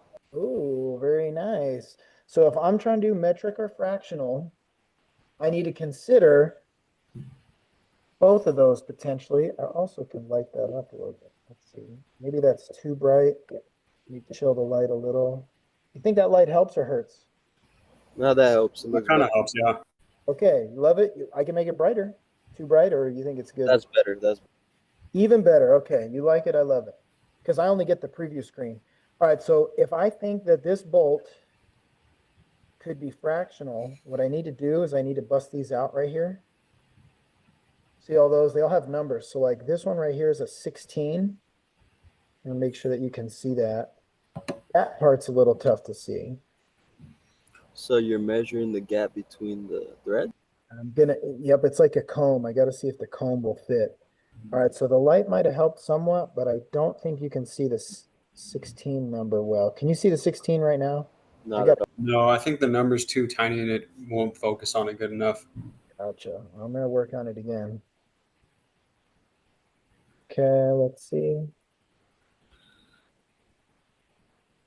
Come on, little sweetie. It's pretty close right there. Yeah, there you go. Oh, we Yeah, saw it. that for a second Got a went, it glimpse went. of the 16. That's very hard to show. All right, but just trust me, this one's a 16. Now, when I lay it in here, look, you think that's meshing well? Doesn't look like it. It's not, that thing doesn't fit in there. All right, so I could guess with this one, I could try another one, I could try another one, but this is the thing. I already know what type of bolt this is, so I'm gonna let you know. I try every fractional one, it doesn't work. So instead, I'm gonna bust out the metric ones. Sometimes these are hard to get out, so I gotta cheat. Push them out with the screwdriver. These look like it's definitely not that, so I'm not gonna waste any time. I'm gonna go with, how about this number, which may be very hard for you. You can see that 0.9, I think, huh? Yeah, 0.9. Nice. Look at this. I don't know. Does it seem like it's a perfect fit? Let me see if I can get it to focus just right. And block it and then open it up. I'm gonna tell you, it doesn't exactly fit in there. So I'm gonna say no, and I'm gonna bump up to the next one. Can you guys see what this one reads? No. A. Looks blurry. Yeah, exactly. It's really hard to focus that zoomed in. This is always something that's very hard to show. Is it 0, 0? Yeah, see, is it? It's cool. It's a 1.00. 100. And I'm gonna make sure you get to see this for sure. Let me chill the light a little.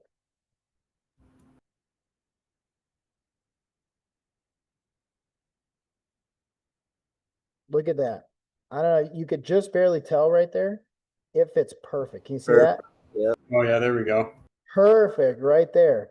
All right, so I use this tool first, the 1.00 fit, and this is metric, right? So I know it's a metric bolt. Now, what I'm gonna do is we're gonna write something down here. All right, so the paper towel has served its purpose. The paper towel little texture helps the camera usually, but now we're just gonna go to blank white paper. And we're gonna go with, we know it's metric, right? So it starts with, in fact, I'm gonna do it right on the top. It's an M. Cool, so you see the M. Then the next step is, because I know it's metric, I would have to take a measurement like this. And I'm looking at my numbers right on there, which we'll cover a little bit more in detail in the simulator. I got a 6 millimeters. So it's an M6.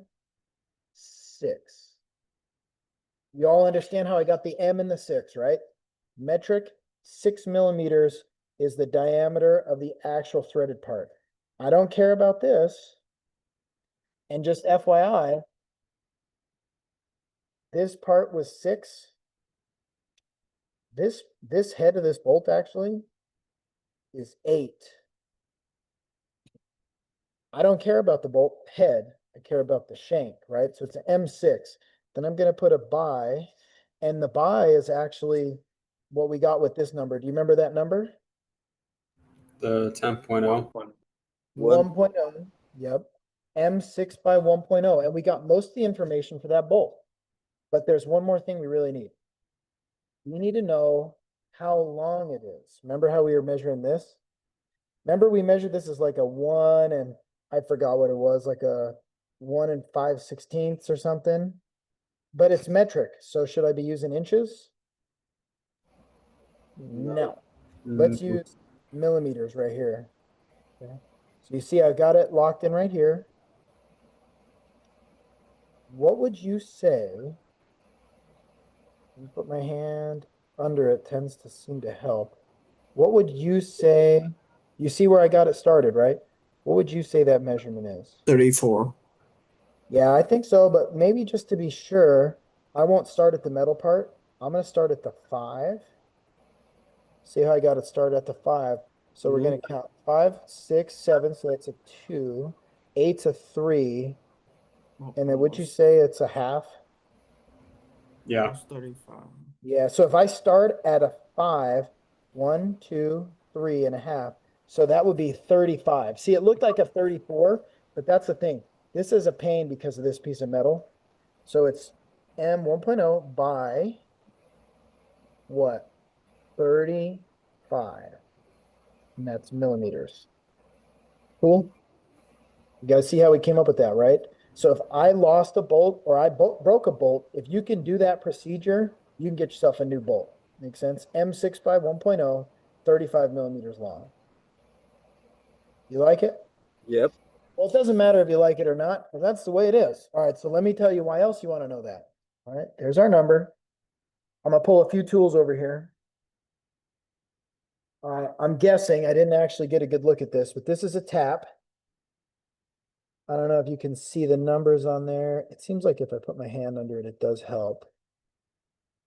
Although not in this case, apparently. This tap says quarter 20. You think that's this size? Quarter? No, quarter standard is. No. Yeah, exactly. Okay, I got 1 and I got 2. Here we go. These ones I'm gonna take the time, make sure you can read them. So this is the tap. That one, I'm really confident we'll be able to get this one to go. Here you go. Pressing focus. You better focus for me. Super tough to get it to focus. Get this out of here. Try with no background.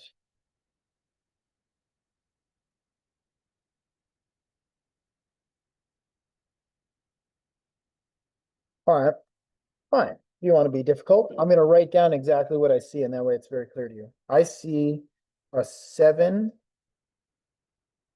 Oh, now I can see it pretty clearly 1, oops. when you're 7. when you're holding it that way. Oh, yeah. Oh, yeah, there it is. Crazy camera. See that Mac 7 mm, right? Oh yeah, 7 millimeter and then 1.0. Yeah, 7 1.0. Is that what we needed? No. This is what we need. That's a no. So let me check my next tab. Oh, I didn't get the one I want. Okay.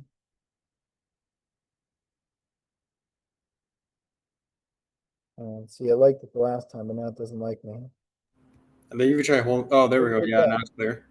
Oh, it kind of went blurry again. Pause for a second. What do you see? A 6? 6 millimeter 1.0. Okay. This tap right here is perfect for that bolt size. Yep. So if I had to drill and tap a hole, I could use this tap. And I got a couple different holders, but my preference is these tap sockets. So I could put it in this socket right here, right? Pop that socket out. Actually, is that it? No, that's too small. Yeah, that's the one. I could get it in there and then I could pull this off, right? And then I could use this to run this tap through, and I could actually tap it out to M6 by 1.0, and that exact bolt would then fit perfect, okay? Or what I'll do right now is I'm going to show you. Pull this way down. This is a tap set. Cool.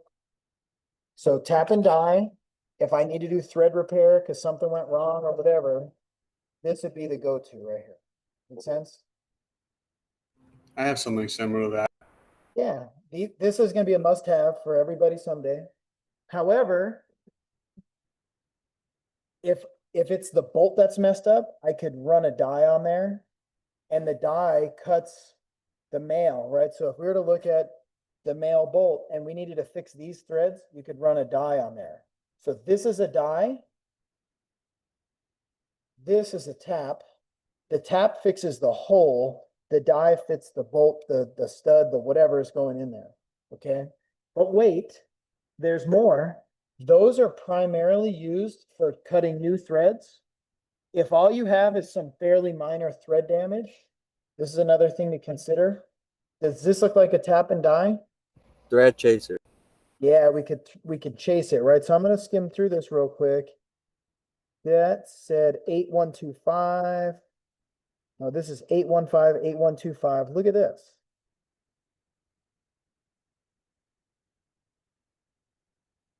It might be a little hard to get that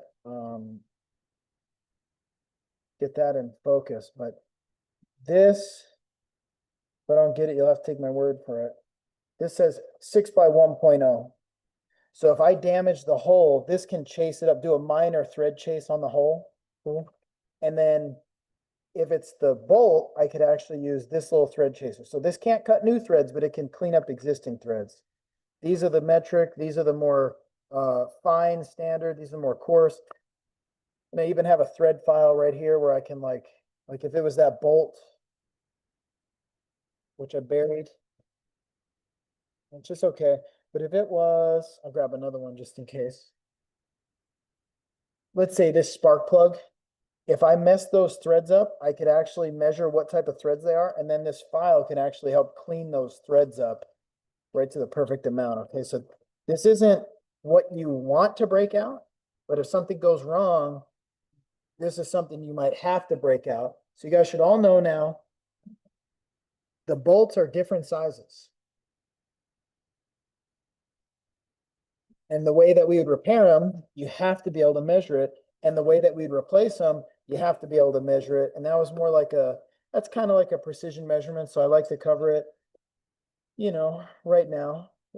And additionally, when you go to do this, or when you go to do your worksheet, you're going to measure some bolts. So I'm going to give you some random bolts. That should teach you how to measure one bolt. That's as much as I want you to be able to do for right now. I'll go back with the light and let's go over this caliper a little bit one more time. You can see I even broke the screen. So if we wanted to measure, let's go with, oh, I don't know. We'll measure this. You guys can see if I need, first off, I'll do a fun test. If I wanted to know what size that bolt, that nut would be to get the socket, this would actually get you your socket size. But if I needed to actually measure the stud size to get a new stud, that would be it right there. Cool. What if I needed to measure the depth? Well, here's a cool thing. See that thing coming out of there? Needs a little bit more, a little bit more. Or sometimes what I'll do is I'll overextend this on purpose. See how I made that way too long? I'll bring it up to here. It's too long, and I'll just push. Oof, this one's a little stiff. Obi, I don't really use this a whole lot. You see the brand though, don't judge me. Okay, so if I go to measure this, I can compress it to right there. That's another way to measure the length. So if you wanted to measure a bolt, you could use a caliper as well. It's a pretty good one. Then remember, if I needed to measure that inside diameter, you guys can see it's getting a little tall for me, but I could actually use the caliper in this way. I could measure the ID like that, inside diameter. So OD is out here, ID is inside. Outside diameter, inside diameter. Very different. Okay, makes sense? Okay, that's how we would do a caliper. Now, let's just do the overall. You know what I need to do though? I need to thread this nut back on because these nuts are special. It's a little lesson for you. That's a lock nut. If I lose that lock nut, it might be actually kind of hard to find a new one. It's real easy to find nuts and bolts at Home Depot and stuff, but when they're specialty, not so much. All right, so let's just say the micrometer. Can I measure inside diameter with the micrometer? No. No. Mm. You need Outside diameter, yes, Yeah. definitely. That's when you use it. And then when we look at this one has a lot of graduations. I was already counting on this most likely not wanting to focus, so that's okay. But I'm gonna just give you an overall of how it works, then we'll change over the simulator, okay? Now, when I go to spin this, you know what I could do? I could just whip it around like this. Okay, that's mean, that's bad. That's not what you do with precision tool. So I'm gonna thread it. If I wanna speed up, look what I'll do. Ready? I'll spin that thimble up on my arm. That'll actually make it go kind of fast without being harsh with it, okay? So let's just say we wanted to measure, here's another bolt. If I wanted to measure this bolt right here, just to give you a visual of how the tool is going to work, I'm going to unthread it. And then you notice I'm going to run it up like this. It's starting to touch. If it has that little clutch ratchet part, it would start to maybe click, but I'd have to wiggle it a little. And then like right about there feels perfect. It's not quite, it might kind of pick it up, but it's very loose on there. That's about perfect. So if you look at this, it'll slide in, it'll get just barely tight, and then I could actually slide it through. So that'd be my number. I could lock it, and then I would read it. All right, and you can kind of see. It was a lot more clear when it was closer to the paper. Yeah. So here's the really good thing though. This simulator I'm about to show you is going to be pretty amazing. All right, so let me switch back over to, I'm gonna do, you know what, actually, I'm just gonna do a share, yeah, I'll do front camera. Then we're gonna do share again. Okay, and now you guys can see the PowerPoint. Do you see my screen too? Yeah. Yep. Well, it might have gotten a little bit mad, but it's coming back up. All right, so when we go to do this simulator, I think you'll like it. And what do you mean? I'm trying to exit the PowerPoint thing. You do see the PowerPoint, right? Well, No, now you actually, see now it disappeared. It's just you. a random castle. Oh, okay. Let me go full. Let me go share. Let me go screen two. Here we go. Then I'm gonna pull. You guys all have to do the one-time passcode, so you know what I'm up to here. It's gonna be. I do have a link for it, but I'm just gonna search it. Micrometer simulator. This is the guy, does a really nice one. But first, you know what we'll do is, let's actually do dial caliper.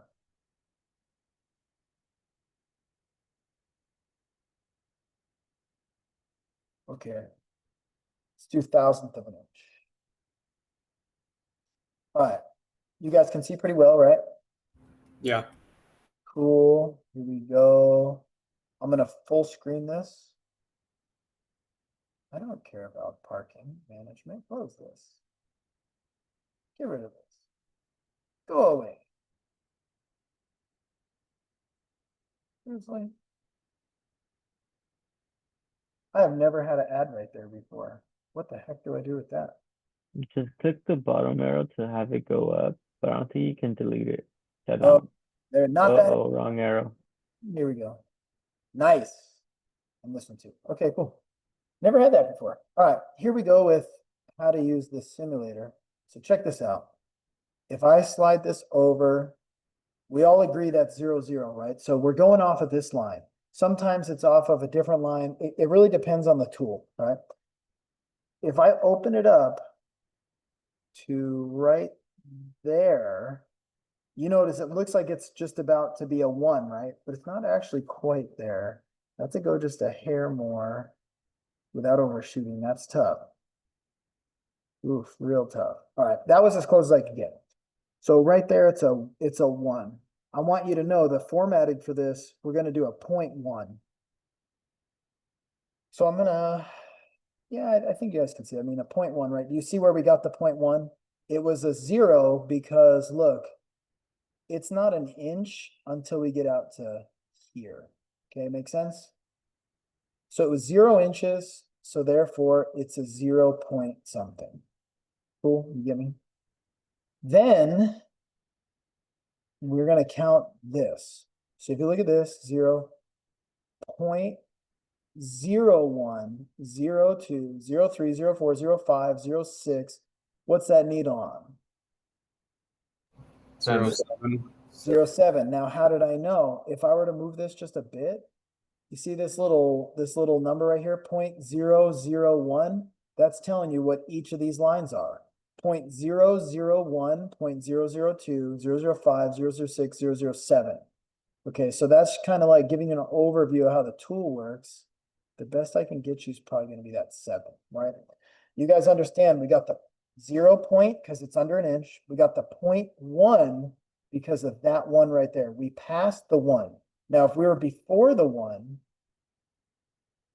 see that? It looks like it's on the 1, but it's not quite on the 1, huh? You could kind of double check yourself by looking at this thing. You see that we're at like a 95? Well, do you think it's a 1 and 95? Or do you think it might be a little shy of the 1, but 95? Like, is it, if you saw it right there and this is $1, is this $1.95 or is this 95 cents? No, it'd be like 95 cents. 95.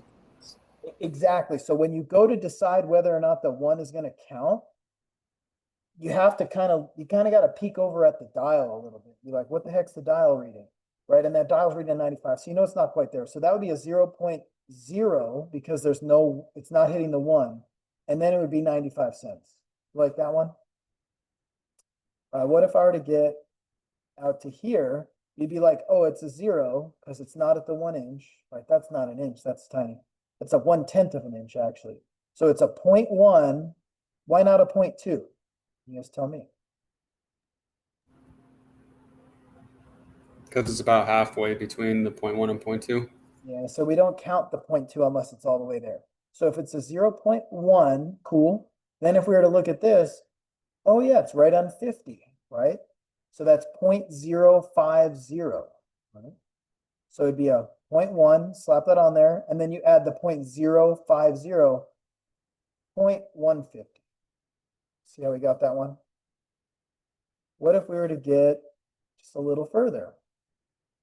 It's a 0 point, it's a 0.1, it's a 50, 51, 52, 53, 54. 0.154. Okay, you like it?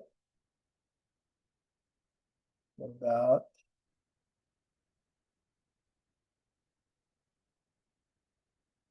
out here? Is it a 0 point? No, No, it's 1. passed the That's the one. So it's 1 inch, 1 point something. Then you're like, oh, how many of these little tenths did we have? Did it hit the 1 yet? No, not yet. All right, good. So then it's a 0, 1.0. And then how many cents, right? How many thousandths of an inch? 50, 60, 70, 80, 81, 82, 83. Do y'all understand how we got the 1.083? Yes. Great. So it's 1 inch and 83 thousandths. All right. How about if we get out to about here? 1 inch, right? 1 point. Is it 4 or 5?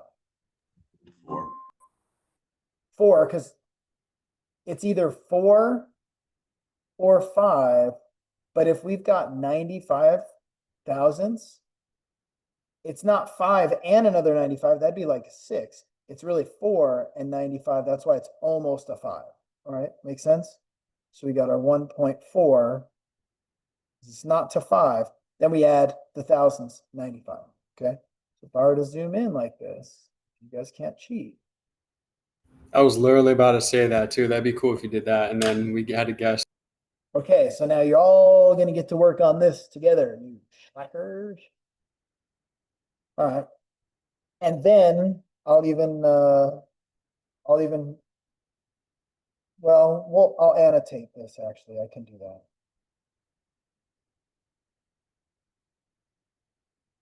Okay, let me get your thoughts together. This is a learning experience for you. Let me annotate, I'm gonna pull this setup over here. All right, now I'm gonna talk you through. You ready? All right, it's not a 1, is it? It's a 2, because remember we were going based off of that line, right? So I'm gonna start off with, it's a 2-point something. Cool, 2-point. So far, that's all we know. Then I gotta count these little tenths. Is it a 1? Is it a 2? Is it a 3? 2. So I'm gonna write 2.2, and I'll even tack the zeros on there. And then I'm gonna put a plus. And then remember, each of these is 0.001, right? So this is not 0.1. That's 0.001. So that would be like way out here, right? So that's why I put the plus right there. And I'm at 10, 11, 12, 13. Would you guys say that's a 14? So the 14 is gonna go right here, 0.014. You know, if you were to draw that out, you'd have the 0 right here, but we don't usually do that. So if I do this, 4, 1, 2, 2, 2.214. That's the number you got. That's the number I got. Now what I'm gonna do, clear all the drawings, exit this. Wow, you did it. Congratulations. Okay. Was that one fun? Those aren't that hard, right? Those are fairly straightforward. Okay, the dial caliper is usually fairly easy, so I don't want to spend too much time on that because I want to get into the micrometer simulation. Let's do the thousandths of an inch. We'll do the standard first, because in America we speak American. This guy's Italian. Kelly, I have a question. Go ahead. When we do practice on this in person, are we gonna have both standard and metric? Depends. So the dial calipers will be pretty much standard. We might have a little bit of metric. The micrometers will definitely be standard, and metric. We'll absolutely have both. And the cool thing is you guys are gonna have some things to measure, like you're gonna measure bolts and stuff. But you're also gonna measure just like lines on the piece of paper, and that's gonna have you measure some actual parts. So yeah, you're gonna measure all sorts of stuff. That'll be pretty fun for tomorrow. Okay. Right. Okay, here's a micrometer. Oof, get rid of that. Get rid of that. So you guys help me figure out how to get rid of the pop-ups. Oh, this too. Get on out of there. All right, here we go. Let's go with, we'll just do a little bit of an overview. Okay, so if I run this in, this one's a little tougher. Yeah, because you guys can see. If I run this in, and I'm going to try to stop right around like a 0.100. Ooh, and I undershot it. All right, so if we start right here, first off, you need to know what size the micrometer is. And I'm going to tell you that this is a 0 to 1 inch micrometer because that's what it says. All right, so if it's a 0 to 1, what they mean is 0.000 to 1.000. Anytime we have any sort of measurement on here, it's obviously not 1 point something because it only measures to 1.000. Okay, so that means our number is going to start with a 0. So if you're writing this out on your paper, which wouldn't be a bad idea, hint, hint, you'd start with a 0 point. So you can see this. It's a 0 point something, just because it's a 0 to 1 inch mic. Makes sense? If it was a 1 to 2 inch micrometer, this one, for example, is like a 0 to 1.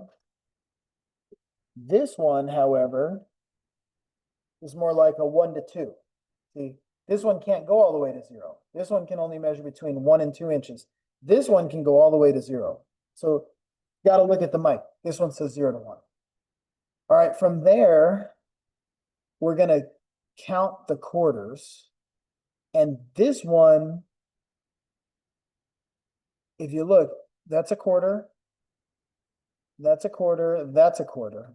And it starts to look like the one is showing, but it's not quite showing yet. Now, Brian, if you got a question there, let's square it away. If you guys have questions, just unmute and speak. Will there ever be micrometers that are like 0 to 2, 0 to 3? Or are they usually only 0 to 1?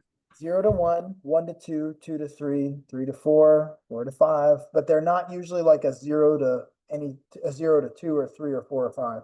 That would be too big of a range. Good question.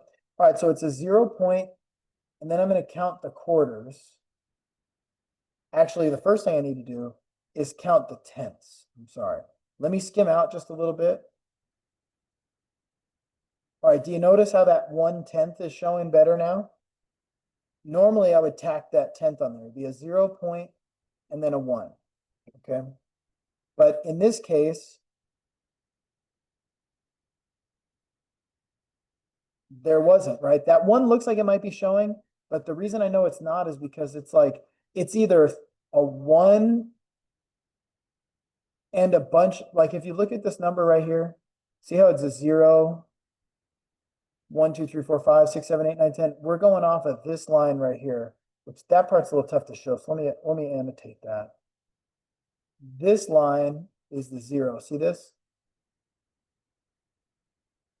That's a pretty straight line.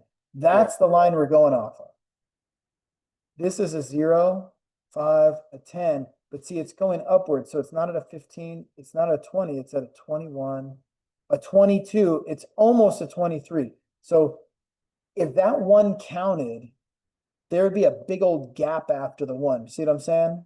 So like, if that 1 counted, it would look more like this. Cool? But that's not where we were. We were, oh, I did not mean to do that. That makes this hard to fix. Okay, that was actually not that bad, but I got to run it in a little bit. Just the simple fact that that 1 was barely showing and it was up to like 20 something. Here we go. Okay, I want it to actually be a little further out. Oof, tough. Okay. So if you look, that 1 kind of seems like it could be showing, but remember we were way over here at like 21, 22. If we're at just about 22, you'd see the 1 and like a whole big old gap. Does that make sense? You can't tell if it's at the 1 or not at the 1. You got to look over here. If you're seeing 22, that 1's not counting. You know what it really is?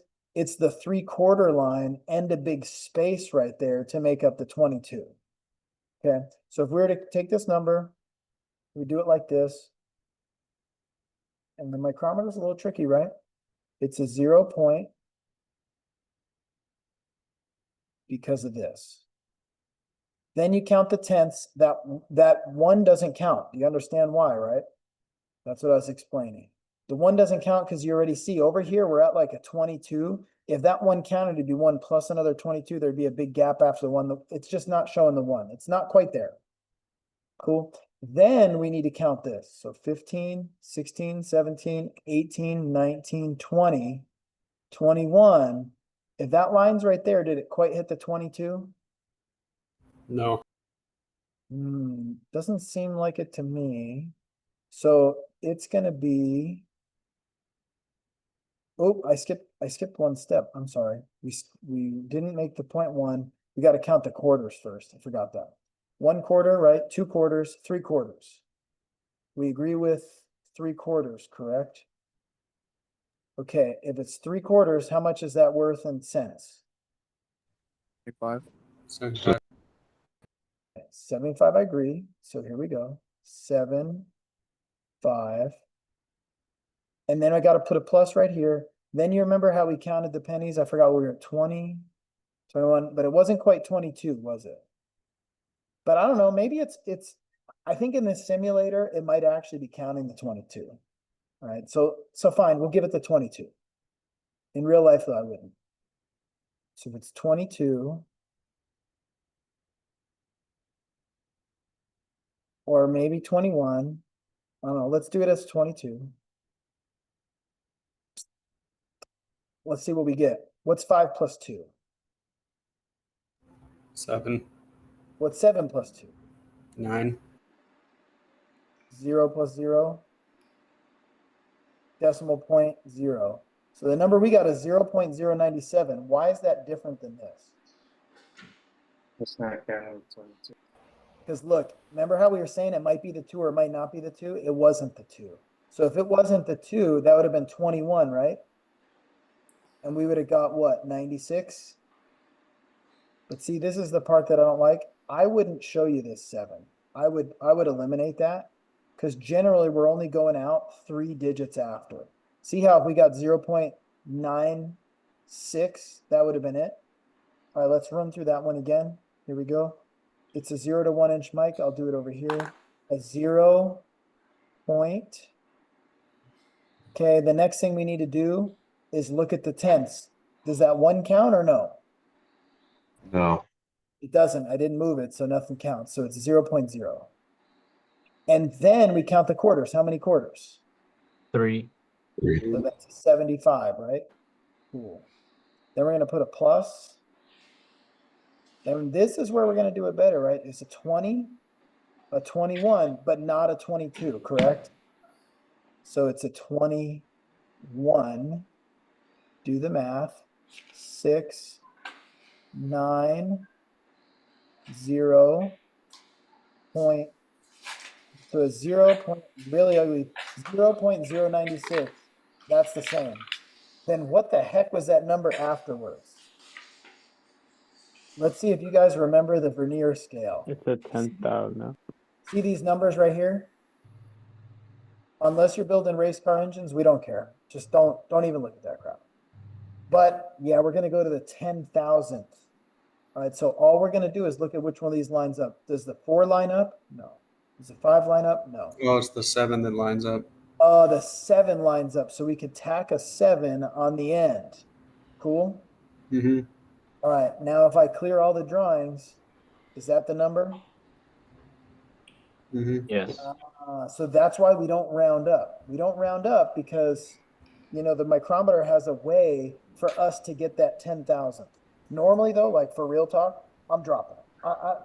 That is so fine. You're talking about like tenths of a human hair. Like if you were to take that human hair and cut it 10 times, like a loaf of bread, and you'd be like, oh, here's, like, just stop it.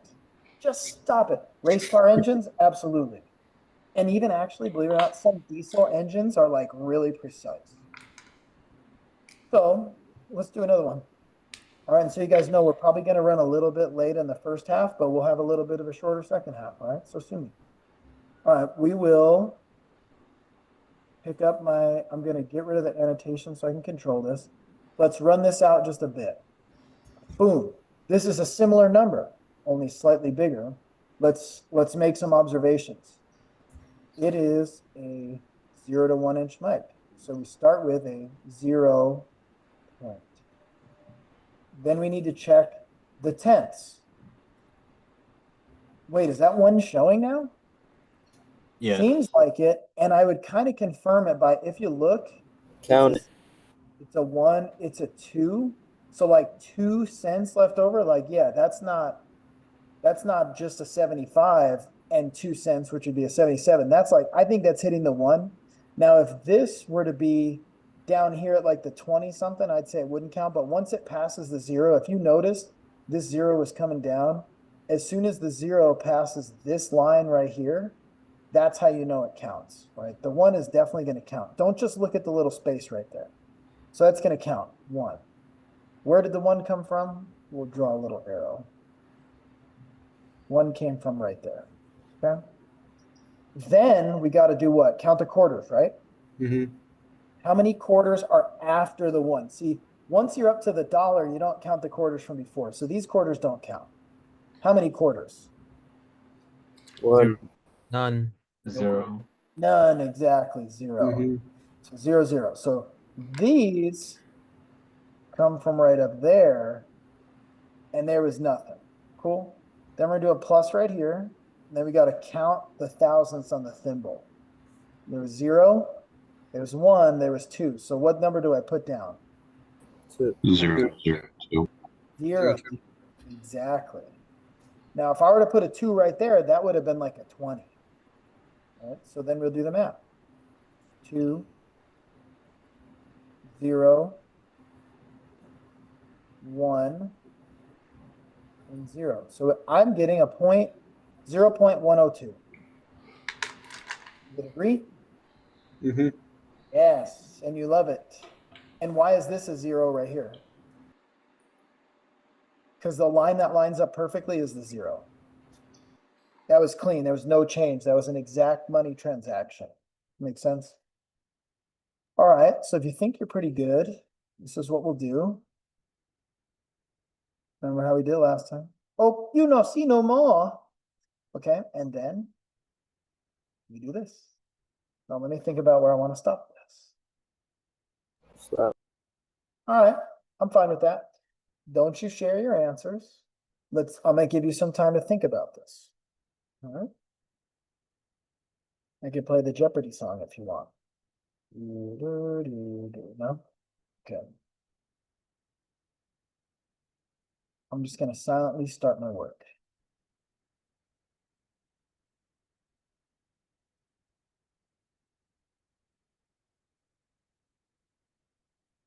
Be good if you had a scrap paper and you could be writing on it. Just saying.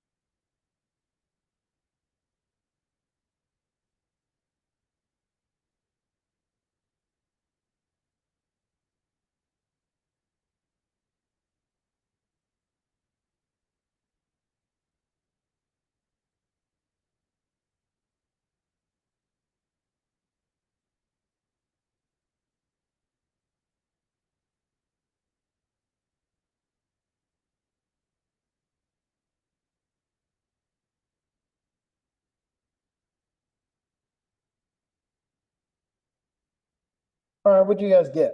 Did you get the same as me? If you got the same as me, you killed it, dude. And if you didn't, Sure. you're fired, but it's okay because you're gonna get more practice. And one of the best ways you guys learn is if you kind of have an understanding, but you're missing a little detail, working in a group, you know, an iron sharpening iron type of thing. That's how you're gonna get it. All right, so let's take a look at this. Now, I got 0 point because it's a 0 to 1, which actually I can make a little note with that, shouldn't I? I could take this, and I could be like this, like look at this. Oh, that was kind of ugly, huh? Bada bing, bada boom. All right, 0. Okay. Where did I get the 0.1 from? Well, all this little arrow. It's showing the 1/10 right here. See that? Yes. Good. Okay. Put it up. Where did I get the 25 from? Count the quarters right there. It's 1 quarter. That's worth of 25 cents. And then when I get the thousands, I'm gonna follow this up. And I was stuck between a 10 or an 11, but you don't round up, remember? This is the 10 number. This is the 11 number. It's not quite at 11. If you got 11, it's just because you rounded up. You don't go there unless it's all the way there. 10. Then I'm gonna add it up. I got 0.135, okay, and I'm good. But on this one, we're gonna be a little more precise, and I'm gonna just look at the, remember I introduced to you, this is the vernier scale. Whichever one lines up and this simulator happens to highlight it red, trust me when I tell you, the micrometer, it's not gonna highlight anything red for you. There you go. And so if everything I did was correct,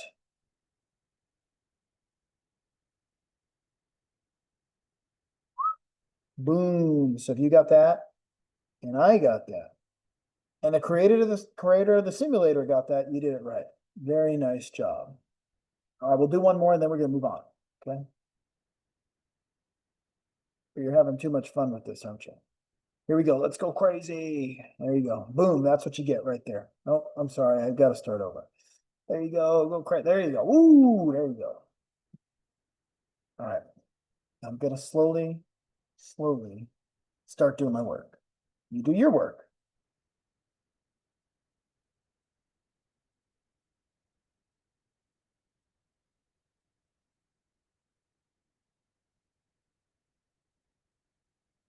Mhm.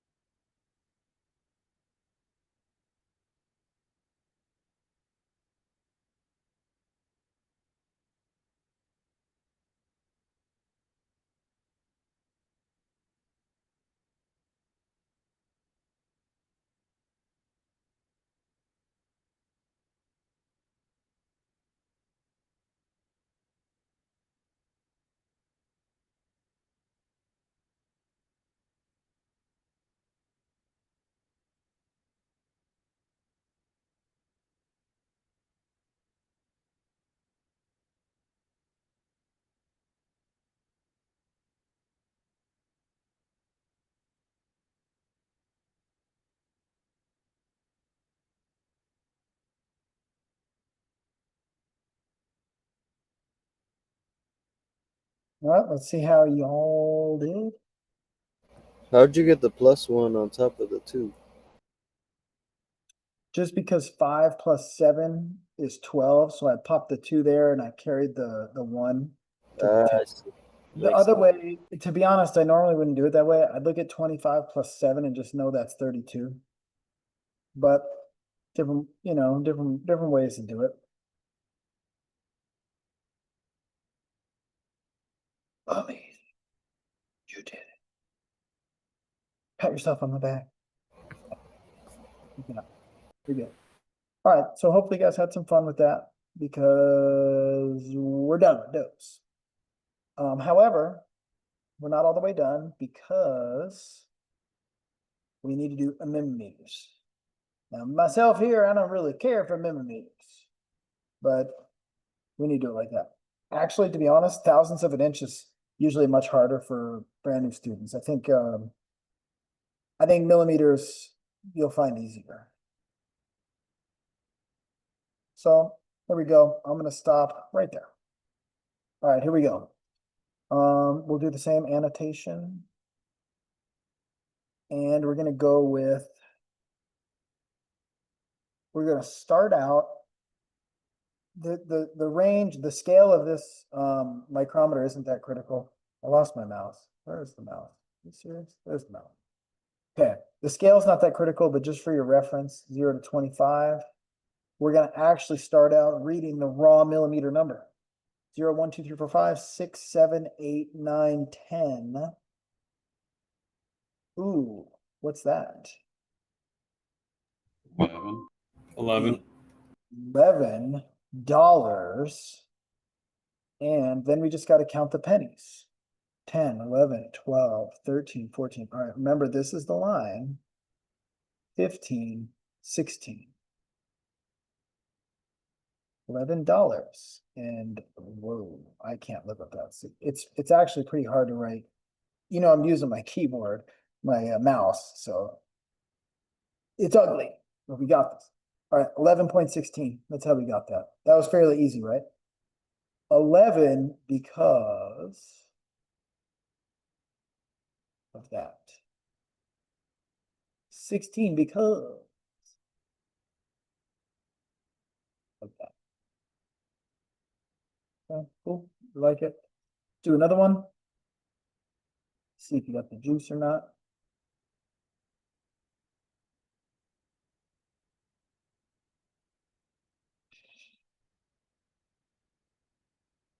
Ooh, that one's kind of mean, but let's do it. And you guys start doing your work on your page, and I'm going to start slowly doing mine.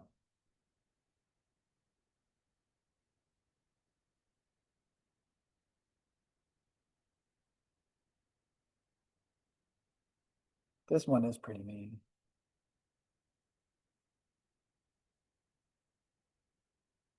I got my answer.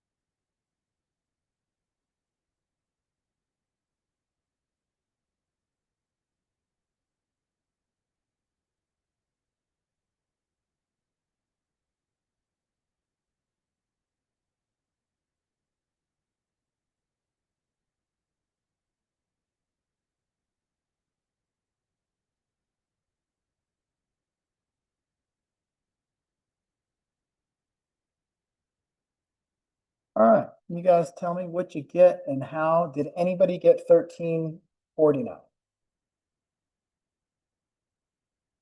I'll challenge you a bit. Knock it off. Okay, if you got 1349, I'll tell you exactly what you did wrong. You think that 13 counts. Remember what I taught you way in the beginning. That's why this one was me. It's just barely maybe 13, and yet you definitely have like a 49 right here. If it was a true 13 and a 49, there'd be 13 and a big old space. The reason I'm calling it as a 12 and a half is because look, 10, 11, 12 plus a half gives me the 1250, right? Boom. And then I have a big old space. That's because that's 49 cents worth of a space. It's not quite at $13. Makes sense?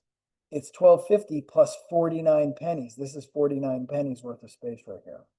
Okay, make sense? That one was mean.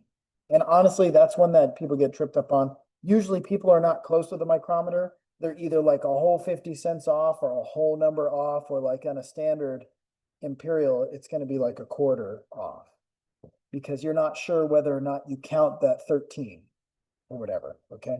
Well, I said early on, check over there. Okay. Did you love that or did you hate that? Well, it doesn't really matter because it's all for your benefit. All right. So Let's if do it's it. right on the line, it wouldn't count. So it's a little hard for me to explain it, but I try in different ways. So I'm going to point out a couple things. If you look right here, I'm going to highlight something. You see this big old gap right in here? See how there's a big gap between where this thimble line is and this line, right? And if you look at this one, this 13, there's no gap. The thing is, when they manufacture a micrometer, that line that they put on there, it has to actually have some space. So I think in this case, let me see if I can get this hover cam to focus.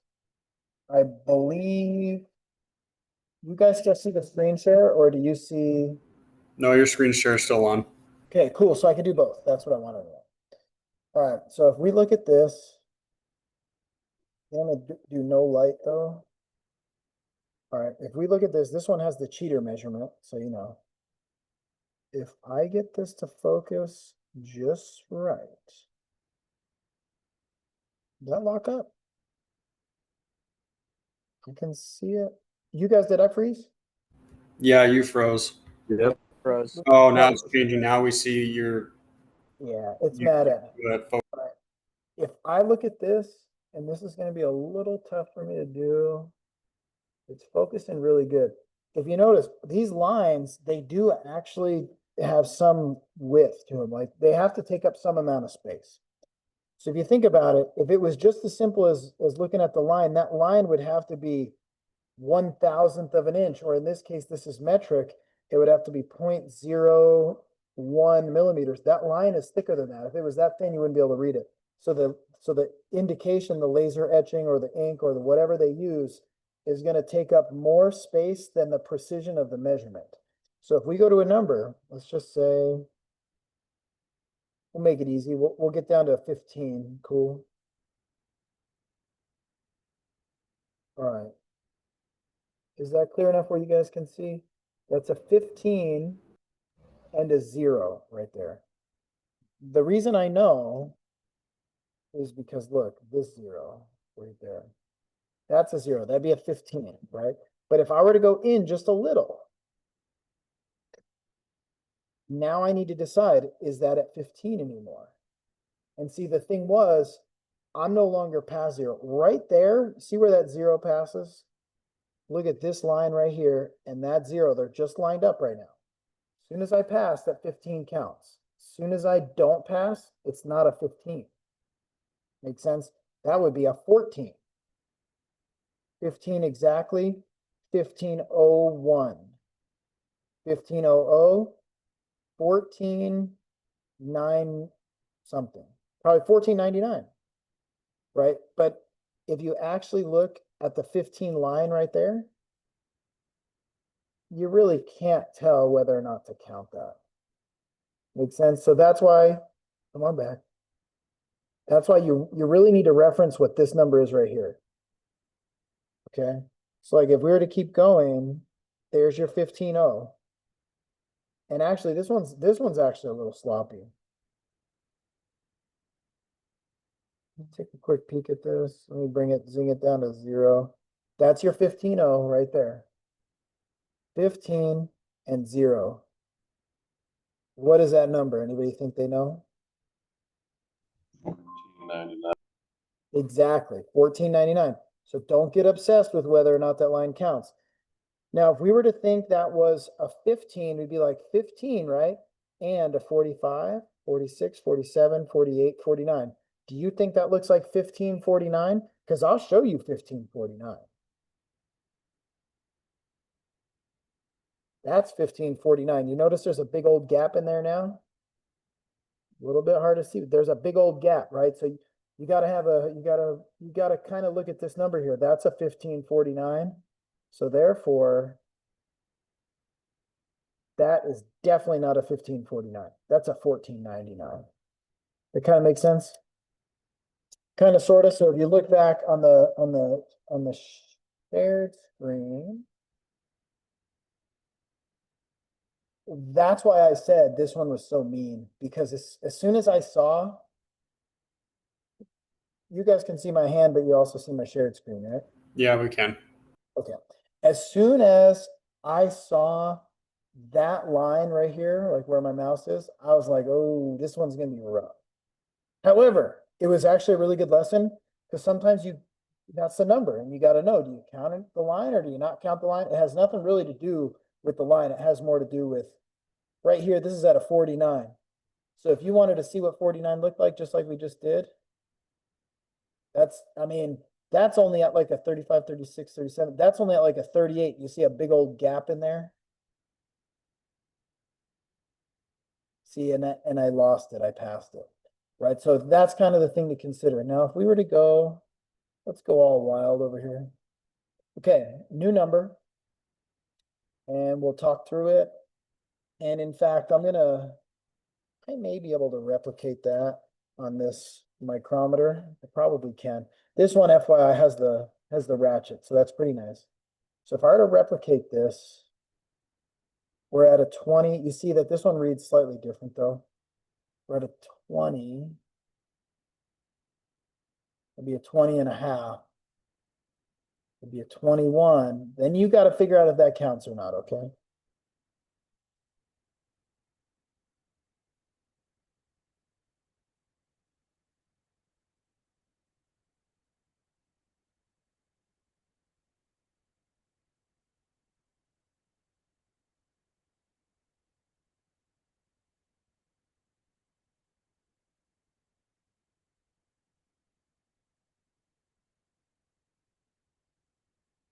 All right, let's talk through. I did it on the mic right here. And if you look at this one's a little bit more of a tricky one because again, we got a tight gap in here. So when there's a tight gap, you got to determine whether or not it counts. Now, if I were to pause the share for a moment, and you can just see this mic, this is the thing. I'm right at where this one is, right? I'm exactly where we were, right? There's a 20, 20. There we go. 20, 21. And then I go up here and I'm trying to determine if that half counts, right? It's the tiniest little gap. So does it count or not? Well, I'm looking at this 0 right here. I'm actually going to write on this, which I've never done before. But I'm allowed to do this. It's mine. All right. So this, if we think it's a 21 and a half, right? That's what I'm thinking. I'm thinking, come on, sweetheart. This pencil is going to make it incorrectly.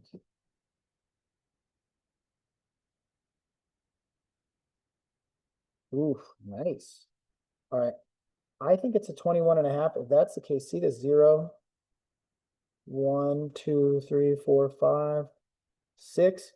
It's either 21 and a half plus 6, or if I was back here, do you see this? Can you tell what that number is right there that I just made? Just this number, just this one. That's like a 49. 49? Yeah, if that was a 49, the half wouldn't count, right? But as soon as it passed, see how right here it's passing the 0? 49, past the 0, and then it's just a 1. So if this was a 49, what is the 0 actually? It's not really a 0, it's a what? 0.5. Yeah, it's a 50, exactly. So then if I'm above the 0, I know that that 50 is now translated into that little line down there. Cool? So that would be a 50. And remember, in this case, it's at a 6. Okay, so that's just showing you the mechanical movement right here. Now, if we translate that back to what's on screen, like this, I would look at this, right? And I'd be like, all right, 20, 20 and a half, 21. Does the 21 and a half count? I got to reference this. It's 21 and a half and 6, or it's 21 and 6. If it's $21.06, that would be like 20, 21. It would be really close to this line, wouldn't it be?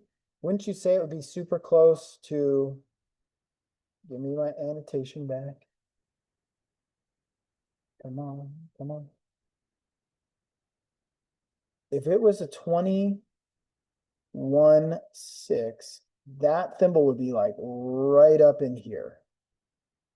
Can't you see how it'd be really close? But it's not. There's all this gap right here, which goes to tell me, like, I don't know. I think it's that one must count because I'm here looking at 6. That's a 6 cents, not the 6th cents, but that's the 6 pennies. That's 6 cents right there. So it's either 21 and 6 cents, which would be like this. So that's a no. Or it's 21 plus 50. So that'd be a 21.50.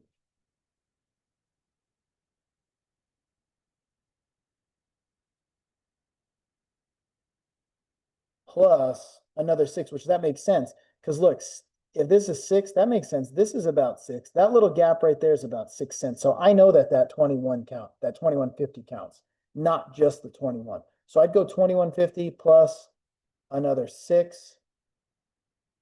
And remember that's 6 cents, so it's 0.6.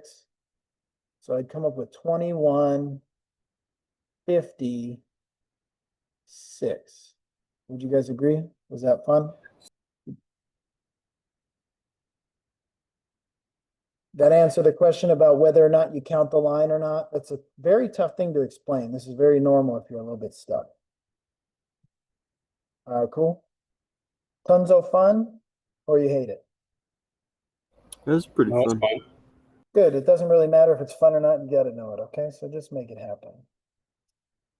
Okay. The last thing, I'm just gonna change over from the cam to just me. Let's get the camera out of here though.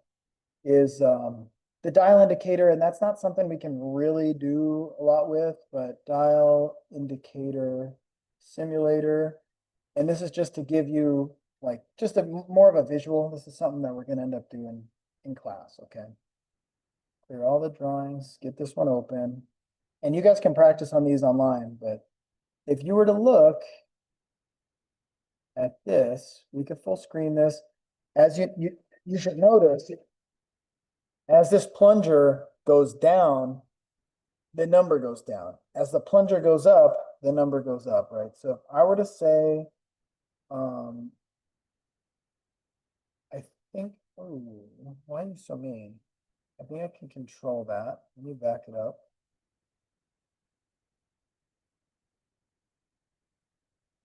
Ooh, why do you hate? Did I click on something new? Yeah, here we go.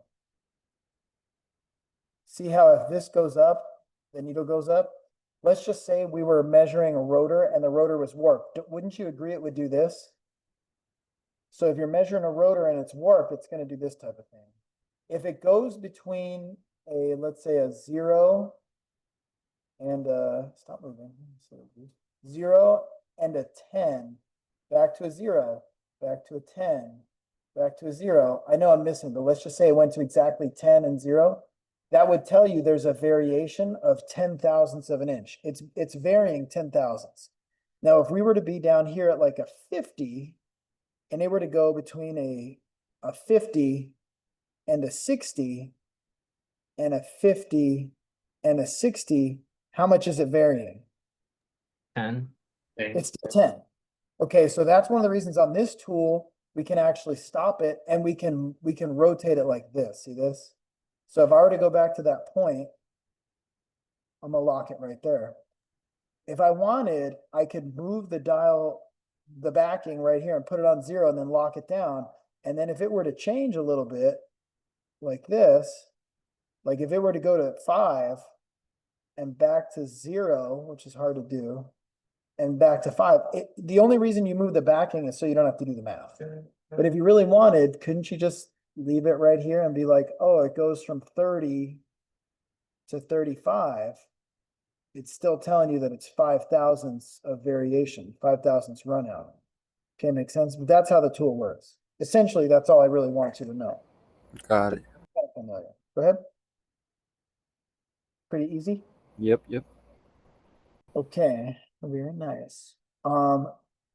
I think right now is good. Let's pause it at this moment.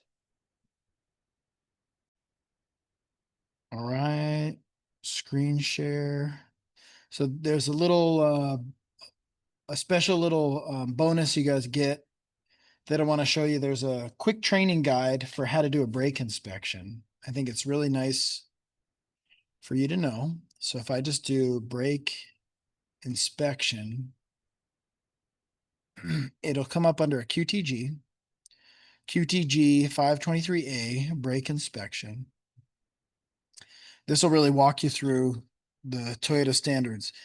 So in a brake inspection, that's a little bit more thorough typically. However, it's part of it is what we do in the MPI. So I'd like to just kind of discuss it. We're talking about inspecting the disc brakes, shoes, disc brakes and pads, the brake fluid, the brake shoes.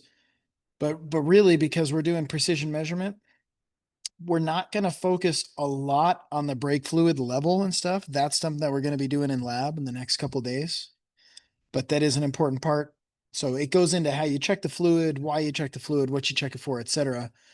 And how to be careful with fluid, how to check the hoses and lines. But if you look right here, when it shows disc brakes, if you look at those tools, you'll notice they look like this. This is like my super cheap. These are literally plastic on my set.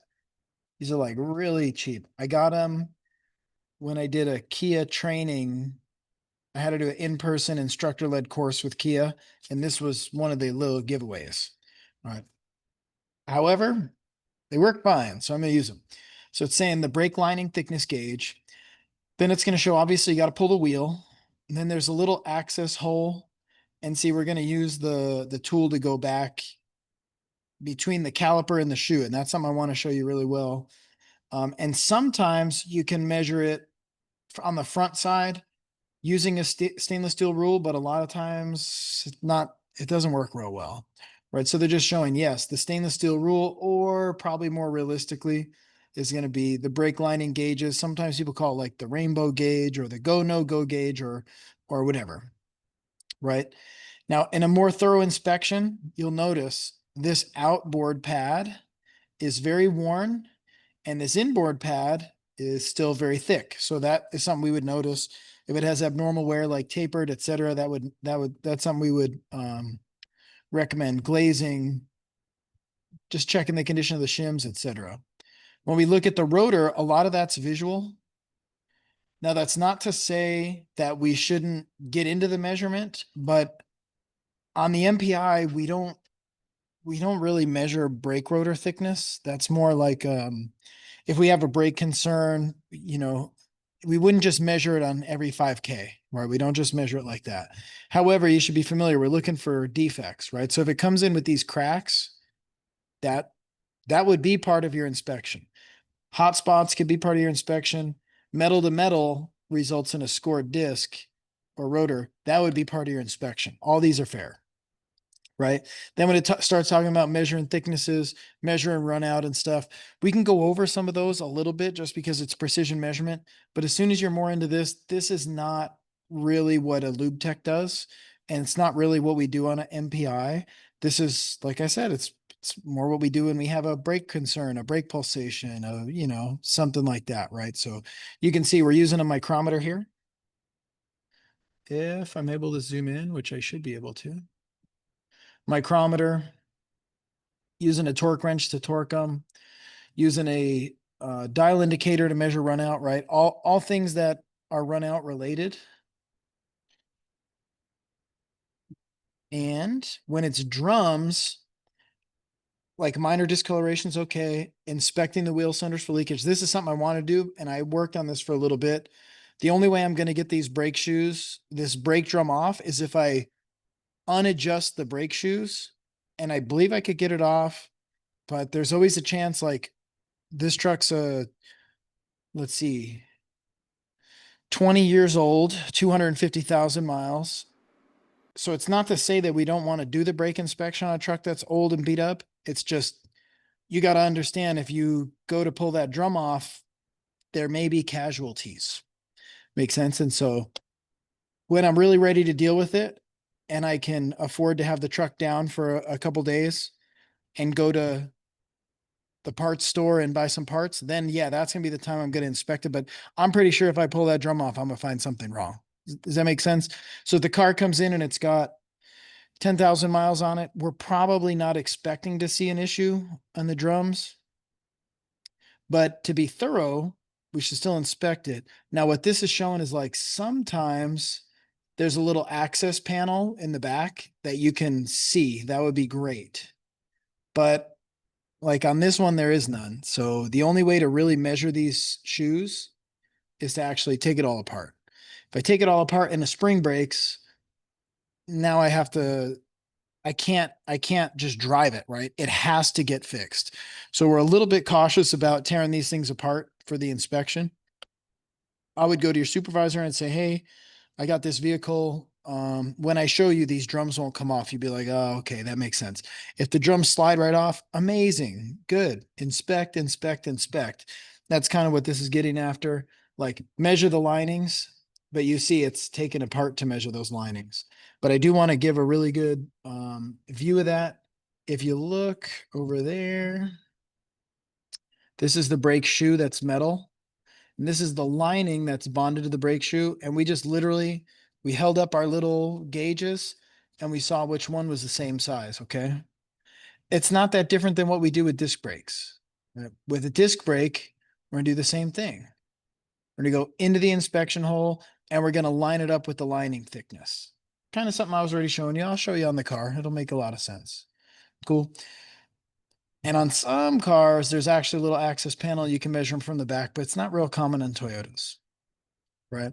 Then if we wanted, we could use a stainless steel rule, and you can see right there, what we're measuring is not the whole shoe, but just the lining, just the soft part. Makes sense? And then we'd write it down. Maybe it's got 4 millimeters, or maybe 5, 3 millimeters, or 5 would be probably a little thicker than how they come new, right? And then we just write that down. Not really crazy. Then part of the QTG for the rest of the inspection items is brake pedal height and stroke sensors if it has them. So this is where we get a lot more in depth. We don't do this on the MPI. You can even measure brake caliper force in PSI. So here's the SST number for that, right? So a lot of really good stuff. But for us, oh, and there's a sneak preview right down on the bottom there. We will be using the TechStream or GTS Plus a little bit later as part of this class. Okay, cool. So just skimming that, I think you guys should be pretty ready. Now I'm going to switch. We're going to end share. We're going to do video. Let me disconnect. Pop my keyboard off. You still hear me okay? Because I changed over to other microphone. Yeah, we it can sounds Yeah, good. we can still hear you. Amazing. Okay, here we go.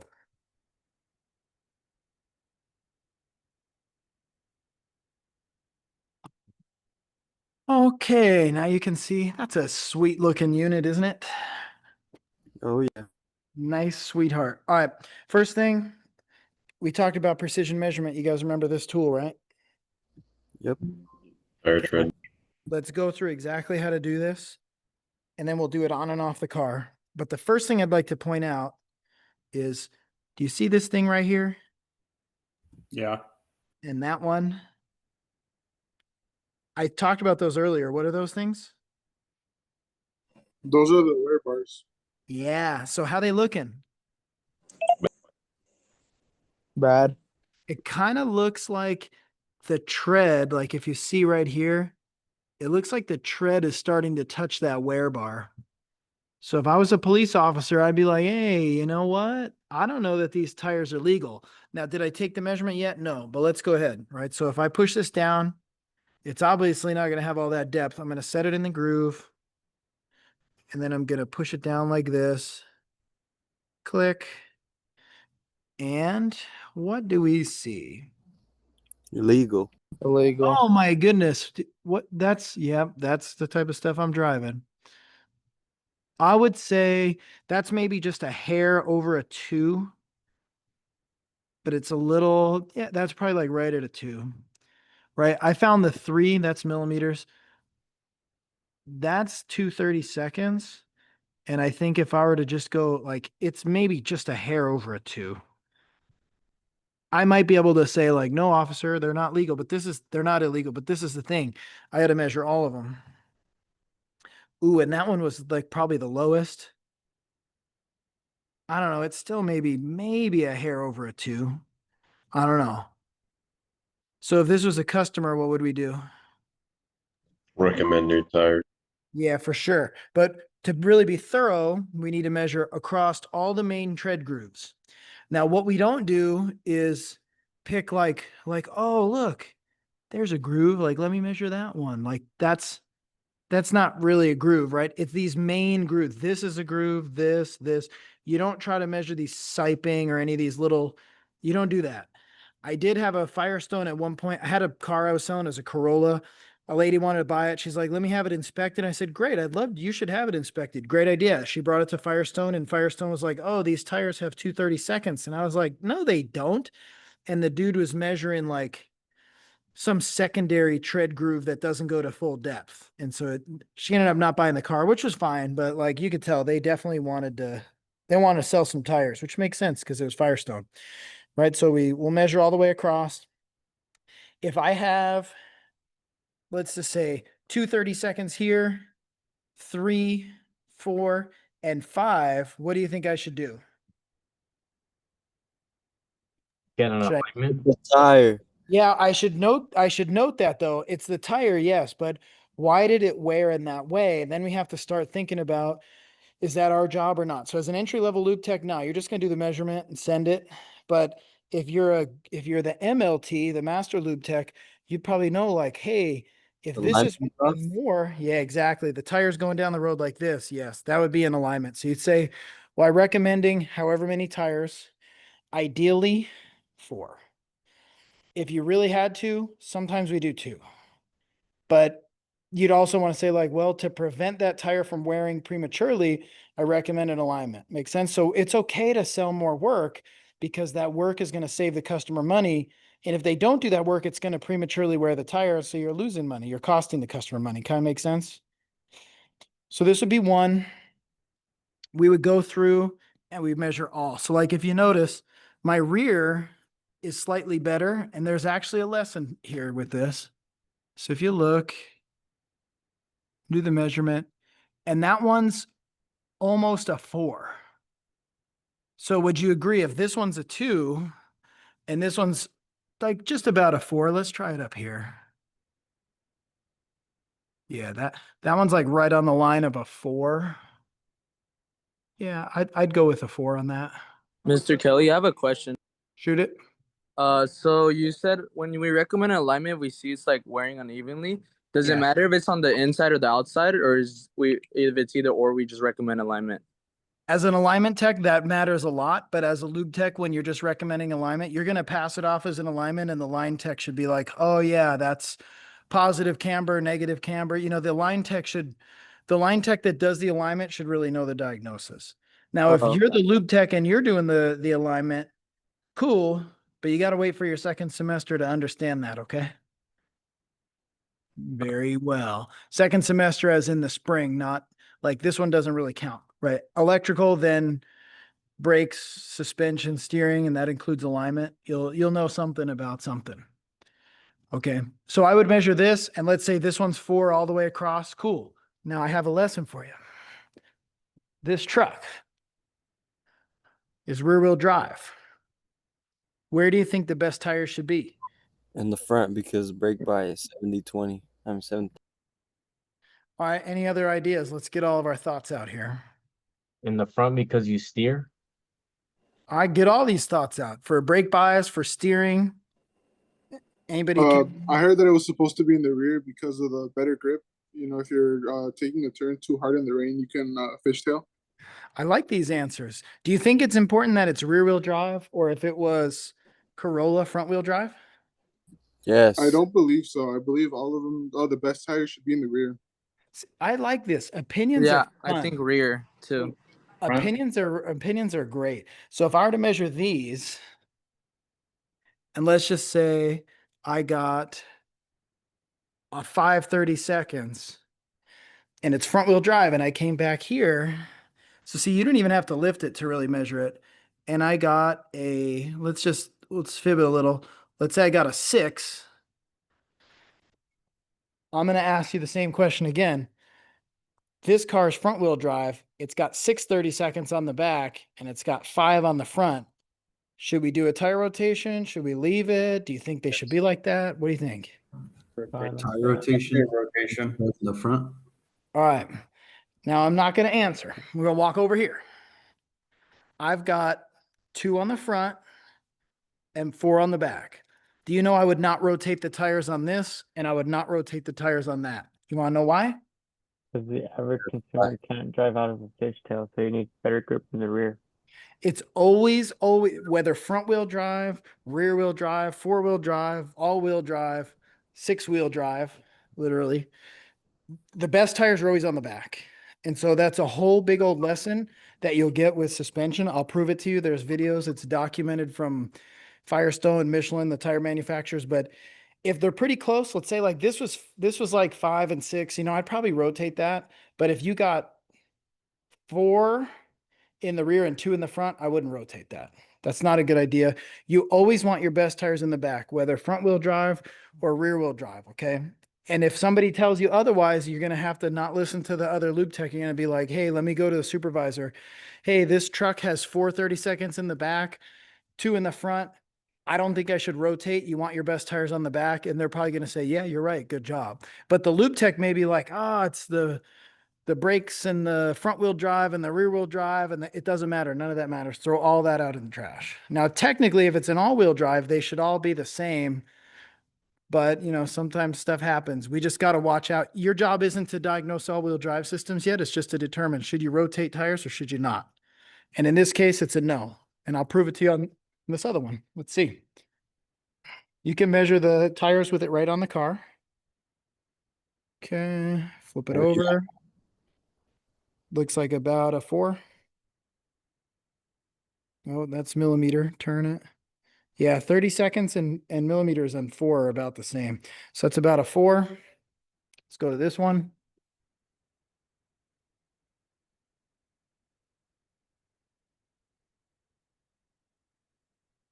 And that's, yeah, maybe a 3, right? But this tire is worse. I would not put a 3 or a 2 on the rear of a car. I just wouldn't do it. There's no way. If all 4 of them are no good, then it's kind of like, why are we rotating them anyway? But always have the best on the back. Everybody clear? We could argue about opinions all day, but I just gave you the matter of fact. Okay, for sure. Okay, now what else should we inspect in these tires? Let me roll it over here. Professor Kelly, I have a question. Okay, go ahead. What if our team leader wants us to have the best tires in the front? Define team leader. Is your team leader a lube tech lead or like some level of management? He's like a line tech, like I guess a master tech. Oh, that's a good question. This just went away from technical and more about people skills. He's wrong. You could tell him I said so. However,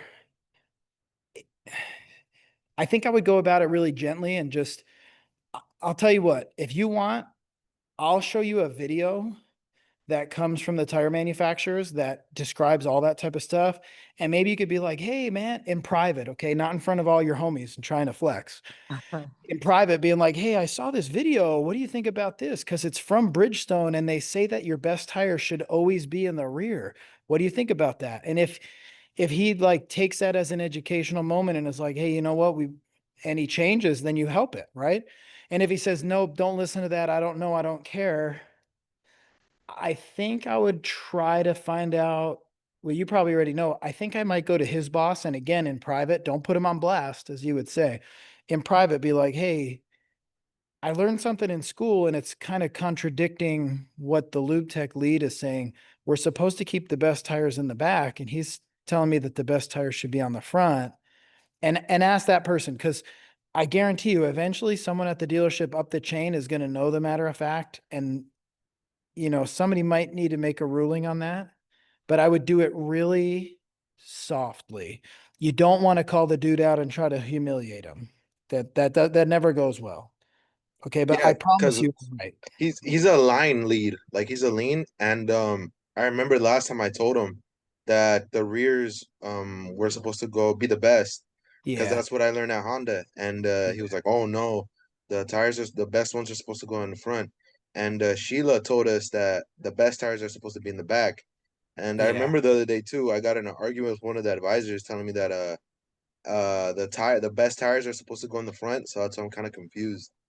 Yeah, I get that. Well, it's misinformation, right? So I let you guys run on your opinions.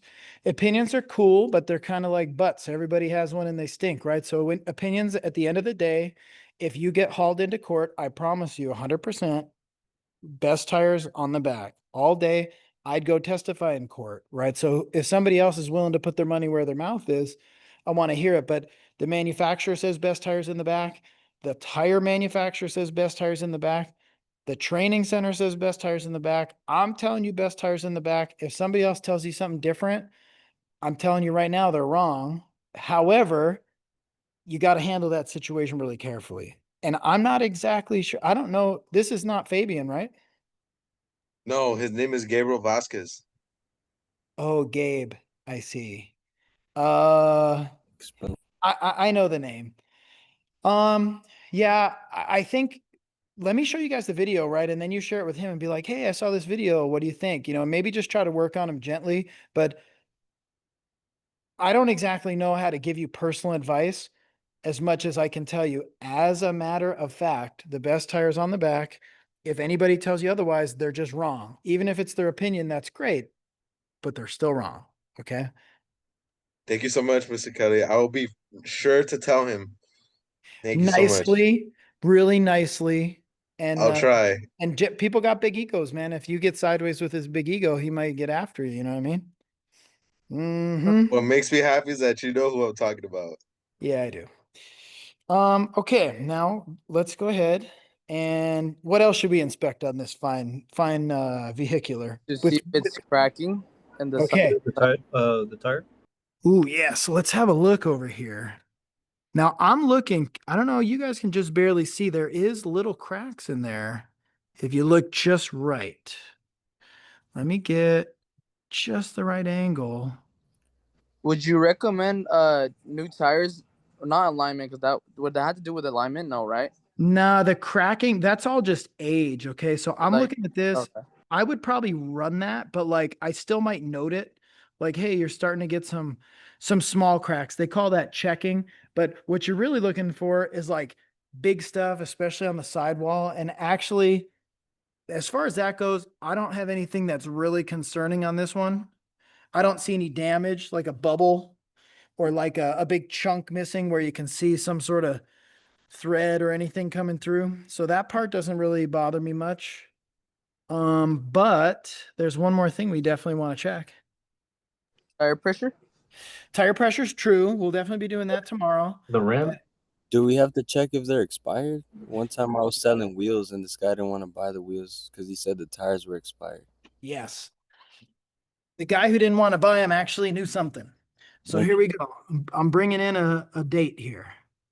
Can you see that number right there? Who can read it out? 2819. 28th week of 2019. Exactly. 28th week. So that's right about the middle of the year of 2019. So what month is the middle of the year? June.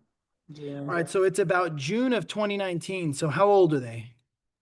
Like 6 years. Yeah, so 6 years is like, you know, it's not an emergency, but depending on the dealer, they have different recommendations. 6 years is like the conservative. Hey, your tires are 6 years old. Some places will let them run to 7, but really anything 6 and above starts to get a little bit sketchy. Yeah, I was about to say during lab, didn't you say like for the emergency tire, it would if it's more than if it hits that 9-year mark, you had to change it? Well, I would probably have never even let it get as high as 9. I think at 6, you know, I'd start saying, hey, you know, this tire is dated, you know, it's probably time. But I can actually answer that even a little bit more clearly. But 6 is kind of like when you start looking at it. 7's when, you know, pretty much every dealer that I know is going to say, hey, they're 7 years old, it's time. I've even seen some try to let 8 slide, but nobody lets 9, nobody lets 10, right? So depends on who you listen to. Oh, okay. However, So if we ever see the date, do we just recommend new tires and then note it down to see just to note it down so they don't say that we didn't recommend it or tell them anything? yeah, exactly. And I would write that on your MPI, you know, in your digital or your physical MPI and just say date code 2819, you know, tires old, you know, recommend. Now, I wouldn't say stop. You can't drive on this. It's almost 6 years old, you know, but it's like you don't want to just let it go and go and go. So I'd start to make recommendations at 6. That way they at least know it's coming up. And if it's a person like this is my truck. This truck hauls stuff. So like if I look in the bed, I just literally hauled out a bunch of tree branches just this morning. This goes a quarter mile to where I throw my trash out. I'm telling you right now, I'm running that tire. Don't you even try to sell me no more tires. I don't I'm need gonna no go tires. ahead and recommend you a set of tires, Mr. King. And I'd be like, you know what? You're thorough and I like you. However, this is my in-laws car. I don't know what the tire date is on these, but if these were 6 years old and I were to say, hey, your tires are 6 years old, before I could even finish the sentence, they'll be like, if they should be replaced, just do it. Just do it. Because that's how they are. They want the stuff to be in perfect condition. They don't want to worry. They're a little more worrisome than me. So like if I were to jump in there, I guarantee you that gas gauge is somewhere between a half and full because that's just how they are. They don't want to have low gas. They don't want to have tires that are old. They don't nothing. If you try to sell them anything, as long as it's like it makes sense, they will buy it. Now, if that tire's 2 years old, and I were to say, hey, your tires are 2 years old, they'll probably be like, oh, should I replace them? And then if I were to convince them, they'd probably buy it, right? But that's where it becomes wrong. So I'm telling you, 6 is when it starts to be legitimate to recommend. If they don't want to buy it, no problem. But you need to recommend it because if it's 6, 7, 8, 9, and you don't recommend it and that tire blows out, now there's a chance that they might be like, hey, who did the last oil change and didn't recommend tires? And you might be like, well, I recommend it and they never buy it. So I stopped recommending it. And see, now you're screwing up, right? You're on the hook for doing this inspection. So do it well. Cool. Is that fair?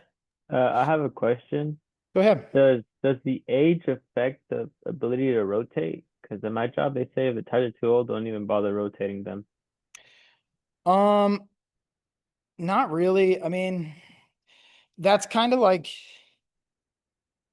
that's kind of like just saying like your tires are shot, stop rotating them and fix them. Like I kind of understand the logic, but there's nothing wrong with rotating these tires. If you were to have, again, we'll go with 4 30 seconds on the front and 2 on the rear, I actually would rotate those even if they're 8 years old. If they're not going to buy tires, I would still rotate those. But I think, does Big O do free tire rotations? With every oil change. Yeah. So honestly, that's just a way of the tech squirming and trying to do less work. The age doesn't make any sense to me. The legitimate one would be if all the tires are pretty much worn out. Like these are honestly like 2 30 seconds. I don't think I'd be rotating those. But if they're 6 years old, to not rotate them if they need to be rotated based on tire wear, I think that's cheesy. So like if I were to run my hand over this one actually feels pretty smooth. And then if I were to run my hand over this one, it's actually a little more choppy right here. And it's more worn on these shoulders, if you guys can see that. This tire is kind of round, and that tends to happen on the front. So if I took this tire off the front, because remember the front steers and it shifts more with suspension, and I were to put it on the rear, and this is a solid rear axle, it's going to stay nice and flat. Actually, that front tire being on the rear will help kind of like level it back out. That front tire would really benefit to be back here for a while, whether it's 6 years old or not. I think it should still be rotated because it's going to benefit it. Now, like I said, though, if they're 2 30 seconds, it's probably like, hey, just stop. They're dead. They're illegal. We're not going to rotate tires that are illegal. But other than that, yeah, I mean, I still think they should be rotated actually. Cool. And so I could look. I also like to see if the tires match too, because once in a while you get somebody where they changed one tire and maybe one has a much older date than the other one. But if I look at this one, 2919, it's the same type of a date. There it is. Cool. Yeah, what if tires don't match and like one tire out of 4 is like a super old tire? I would absolutely sell that tire. I'd be like, hey, this tire's the oldest. It probably came from the spare. Like, I haven't even looked at this spare tire. I'm gonna bet you this spare tire is super old, which is kind of stupid. So that's kind of what I was saying the other day. I'm gonna guarantee you it's old. I can't even find the date. Oh, what's that? Is that the date? It's the same one that came with the truck, huh? Yeah, I really can't even read that, but whatever. I know it's gonna be old. So let's just say this. If I'm gonna do 4 tires, which I will do, I'll probably do the tires before the rain though. And that's the thing. I don't even usually drive this on the road, so who cares? But let's say I do the tires. What I would probably do is take this tire, because this is my best one, and I'd probably put it on this one right here. And that's just because I'm cheap, but at least this one would only be 6 years old, and that one's probably 15. Maybe 20. It might be the original one. You could be right, right? So that's an improvement. But like what Mr. Clyde was saying, if you rotate the spare in on all of them, that's pretty cool. But the negative is it's a Steely. So that's not something that's, and also if you try to do that on a truck, like this device right here for the spare tire, you're going to try to lower that and raise it and lower it and raise it. And one day the cable's going to break and stuff. And so a lot of times we don't get into that, but by the book, actually, that would be the better that would be the good tire rotation. Because then you have 5 good tires all the time. It's a great idea. It's just most places are going to say like, no, we don't want to get involved in that because there's always a chance that the chain breaks. And now we got to pay for it because the customer's like, why'd you take the tire down? I didn't want you to take the tire down. You're like, well, you need a $250 spare tire lift. And, and they're like, I'm not buying anything. Just put it back. And you can't because it's broken, so that's kind of normal. So that's what I would do. The best thing to do though, is to sell 5 tires, right? And I put 5 tires on this. And now if you try to sell it and they don't buy it, then that's on them. And if I get a flat and I go to put this one on and it blows out, I'm going to be like, man, I'm an idiot for not buying 5 tires. But if you don't recommend it, I'm going to be like, man, those mechanics are jerks. They didn't recommend anything. So at least recommend it. Cool. All right. Any more questions on tires? Because we're going to do a little brake inspection. If you were to go out and buy tires right now, what brand would you pick? My Hummer is at the school. I like KO2s. I don't know that I would put $1,000 worth of tires on this truck, but I'd think about it. Yeah, if I was going to pay for them though, they'd be KO2s or 3s now. I like the BFGs. But that's more for this truck's 4-wheel drive, so I do that. If it was something like a smooth riding SUV, I'd probably get some Michelins, make it smooth, And if it's a car, it's a whole different game. But this is a truck, so I speak about that. All right, so I think we're good on tires. Let's see if we can do this brake inspection. Oh yeah, the lighting's good. You guys can tell the brake pads, right? I'm going to use this red pointer to point some things out. Right here, this is metal right here. This is all metal. We don't want to measure that. What we want to measure is in here. Okay. Is everybody clear? Just in here. Does this one look like it was a match? Let me flip it. No. I Nah, would say definitely not. No. So we could probably go up, right? yeah, Let's green one. guess maybe Like that an one. 8. Yeah, that 7. one. Perfect. Perfect. That one is pretty much right there, isn't it? Yeah, that's it. What's the size? I got to actually look at it. 8 mil or so? Ooh, pretty good. 8mm. Okay, so then over here, same thing. 8 and 8. Cool. Yep. It's that simple. That's how that's how the brake pad thickness is done right there. But to do it, you had to have the wheel off. If you guys wanted, you could try to nah, that ain't gonna happen. I'm even pressing buttons on here on accident. There's no good way to really try to do a measurement without pulling no, you're done. Part of Question. that, go ahead. If you're checking, say if you wanted to check the run out of the rotor, right, but you're checking the pads like you're doing right now, would you be able to distinguish if the rotors are good based off the first test on the pads because the rotor is wearing evenly? Negative. No? If the rotor has run out, it'll look just like this. You'll look at it, you'll have no idea. Got The it. only way to really know is to put the dial indicator on here. And again, that's not exactly lube tech work, but so that we're thorough, when we go to look at these brake pads, you're looking at them visually, you're measuring them.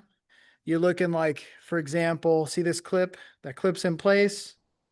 I think it usually comes with 2, so it might actually be missing one. That'd be a good inspection if you saw that. Right here, we can see the calipers and we're looking to see if there's any fluid leaks. This is kind of rusty, which makes sense because I got this from my neighbor. He used it on his aguacate, rancho de aguacates, and he had it in the mud and the dirt and all this junk and stuff. And that's why underneath is pretty nasty. And now it's getting a little bit of a nicer life, but not that good of a life. Right here is a little rusty. I might even note that. and I probably would, because when I drive this, I can hear a little bit of the rust scraping until it wears off, you know, so that'd be like, if I brought it in for an oil change and they're like, hey, your rotors are rusty. And they'd say like, well, what does that cause? And you might say, well, it's probably not going to stop that well. And also you might get some noise from the rust scraping up against the pad. I'd be like, oh yeah, I do hear the noise. You know what? Maybe I'll buy it. But for me, I probably won't buy it. But maybe someday I'll buy it, but not right now. This truck ain't going to get no love. All right, so a lot of this is visual, but yes, you can't tell rotor thickness looking at it. You can't tell run out looking at it. You can't tell thick. You can't really tell anything other than just overall condition. So if they have a real brake concern, whole different thing. We're going to follow all those steps in the brake inspection QTG. All right, so we look at that. Not that bad. Cool. Make a peek on the inside of the rotor. Can be a little hard to see. Really, you can't hardly see anything on this. It's all covered by the shield. But sometimes with the right light, you can get back in there and see something. Let me look. I had that light right here. I got it. All right. So everybody's going to need a bright flashlight for this coming week. Okay. A nice one. So if I get up in there, now all of a sudden, if I can get this to focus right. There we go. See, I can see the silver up in there. I'm gonna be like, all right, it's not grooved or anything. It's a little tough to see, but you can actually see it. Okay, cool. All right, now for the bad news and the good news. What is there to measure on this drum? The shoes. Yeah, and that's the thing. If I go around the backside, I'm gonna put these away. If I go around the backside, you can look, you can't see anything. And if I look for an inspection window, oh, you know what? On my quick inspection, I didn't have my light and I didn't see that. Ooh, I might be able to get this inspection after all. I don't know about with my computer though. All right, in that little hole, oh yeah. In that little hole, you see that lining? Yep. Just barely, huh? See, I'll be honest with you. I came over like this. Do you see the hole? You can kind of see it, Nope. but in person, it's harder to see. I did not see that when I looked at it real quick. So I was like, oh, we'll do a thorough one, pop it off. All I'm going to do, this is going to be a little tough in person. I mean, on camera, is this. Ready? Holding the camera with one. I'm going to slide these in just like this.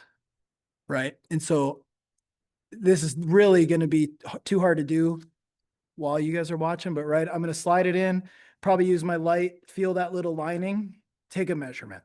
That's it. Cool. Same type of technique, but look, nothing on this side though. I'm pretty confident. Let me get my light again. Nothing's going to be over here though. So the best I can do is measure that one side. And in here, there's a little access hole where we do the adjustment. See that oval shaped one? That's important. Now over here, oval shaped one, inspection window. And that one, if I wasn't holding my computer, it would actually be pretty easy to hit that measurement right there. That's pretty nice. Okay. So that was actually the good news. Now here's the bad news. I wanted to be thorough and I wanted to pop this drum off, and I'd recommend that, but this is the problem. I'm gonna get my hands dirty just for you. Okay. So don't say I never did nothing for you. We appreciate it. Sure you do. I pulled on this. I tugged on it. I didn't pry because you don't want to pry back here. You'll mess it up. Okay. I pulled it. I pried and I pried and I tried, and it was a no. So then I took these bolts. See these? Those are 8 by 1.25. I'm allowed to use this tool. You're not, but I am, right? So see, I can unthread it a little. But I started to try to lift this. Now watch this really carefully. And down here. There's no way that's pushing the rotor out. Wow. Oh yeah, that's how they work. But if you notice something that I need to point out to you, I don't usually put tools on the leaf spring, but I'm going to do it today. What happened was this threads into the drum and then it's going to hit the hub and it's going to basically like jack against the hub and pull it out. But this was the problem. If you look right here, that came out, but all up in here stayed in. So as soon as you see that the drum is fighting you like that, don't push it. If you keep trying to pull this off, like see how that gap is that hub has a little bit and then up here it has a lot more. It's not going to come off. What's happened right here is the shoes have worn into the drum around here and it wore out material right here, but right here on this very edge, it's got a big lip right there. So as I'm trying to pull it off, the lip is thicker and it's behind the shoes and it's trying to rip the shoes off. So if I keep going, it's going to rip the shoes off. It'll break the hold down pins. It'll break some stuff. I'm going to tell you right now. And if I break some stuff, what am I going to do? Pay out of pocket. Be sad. I mean, somebody will have to fix it, right? But if the customer comes in for just like, hey, I wanted an MPI, and you're like, I did such a good MPI, now they can't leave. Like you notice that sucked right back in right there. That's because that's pulling on the shoes, right? So sometimes it takes a little experience to know. And that's why I wanted to share this with you. It's a pretty cool live lesson. If I were to tug on this, just kind of hit the drum like this, not with your hand, but maybe with a mallet, like, see, it's actually looks kind of loose because it's not seized to the hub. It's not that it's rusty right here. It's that it's stuck behind the shoes. It's done. If you try to get that out, everybody's gonna be mad at you. So now you got a situation.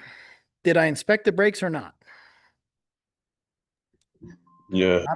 Not all the way. I mean, I did do the one Muscle shoe, right? man, Because no. we could measure through the hole. I could get that one measurement, but that's it. But I would notate that like could not remove rear drums and then just move on. It's not gonna be a big deal. Cars that come in all the time, we don't always pull the rear drums, but just don't start checking green boxes saying that you checked it if you didn't check it, right? So you guys who are working, does that sound like standard with what you guys are doing every day? Yeah, but for that little window, that single hole in the back, they told Yeah. us not to use that because it isn't as accurate. Ah, I see. That's interesting. Yeah, they told us to like take the whole drum off. All right, but let's say you got one like this and you couldn't get it off. What would you do? Funny enough, it like they would just tell us, note it down, but the manager would come with like a hammer and smack it, take it off. Yeah, I was about to say.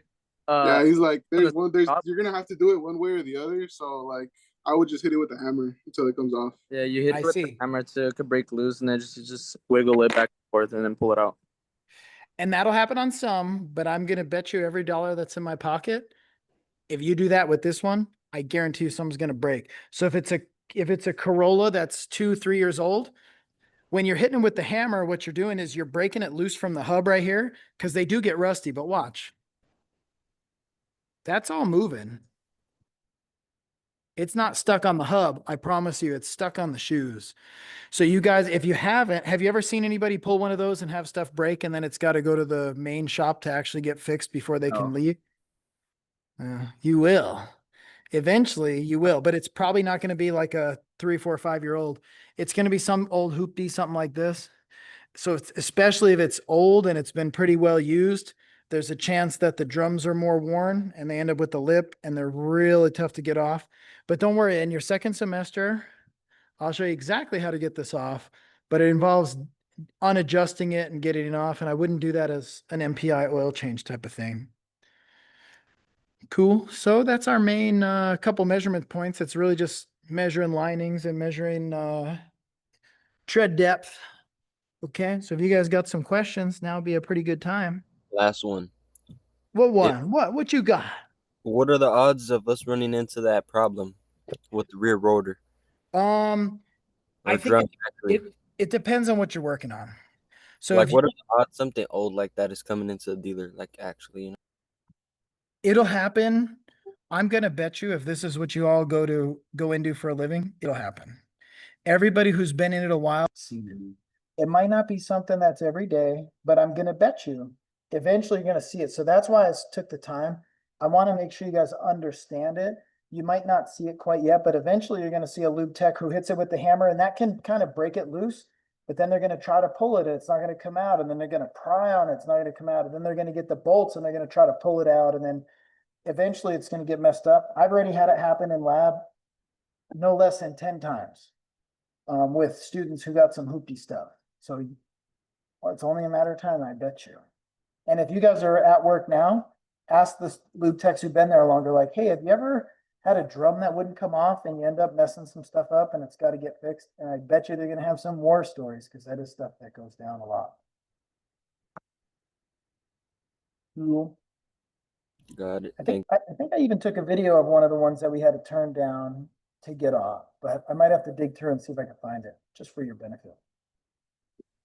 One other note on the hybrids, especially certain Prius models, when you take off the rear drums, you have to be careful not to turn the ignition on because Or open the door too. yeah, If you open the door, it tries to do an automatic stop. It's a Yeah. really good thing. yeah. So then that happened in not at our lab. It happened in the general program with our car, but not a T10 class. And they opened the door and the rear brake, drum brakes applied, and the wheel cylinders exploded and bang, onto the floor, It was basically. excellent. It was excellent lesson. Yep, I remember that was a fun time. Yeah, so that's you guys, that's the main goal for you.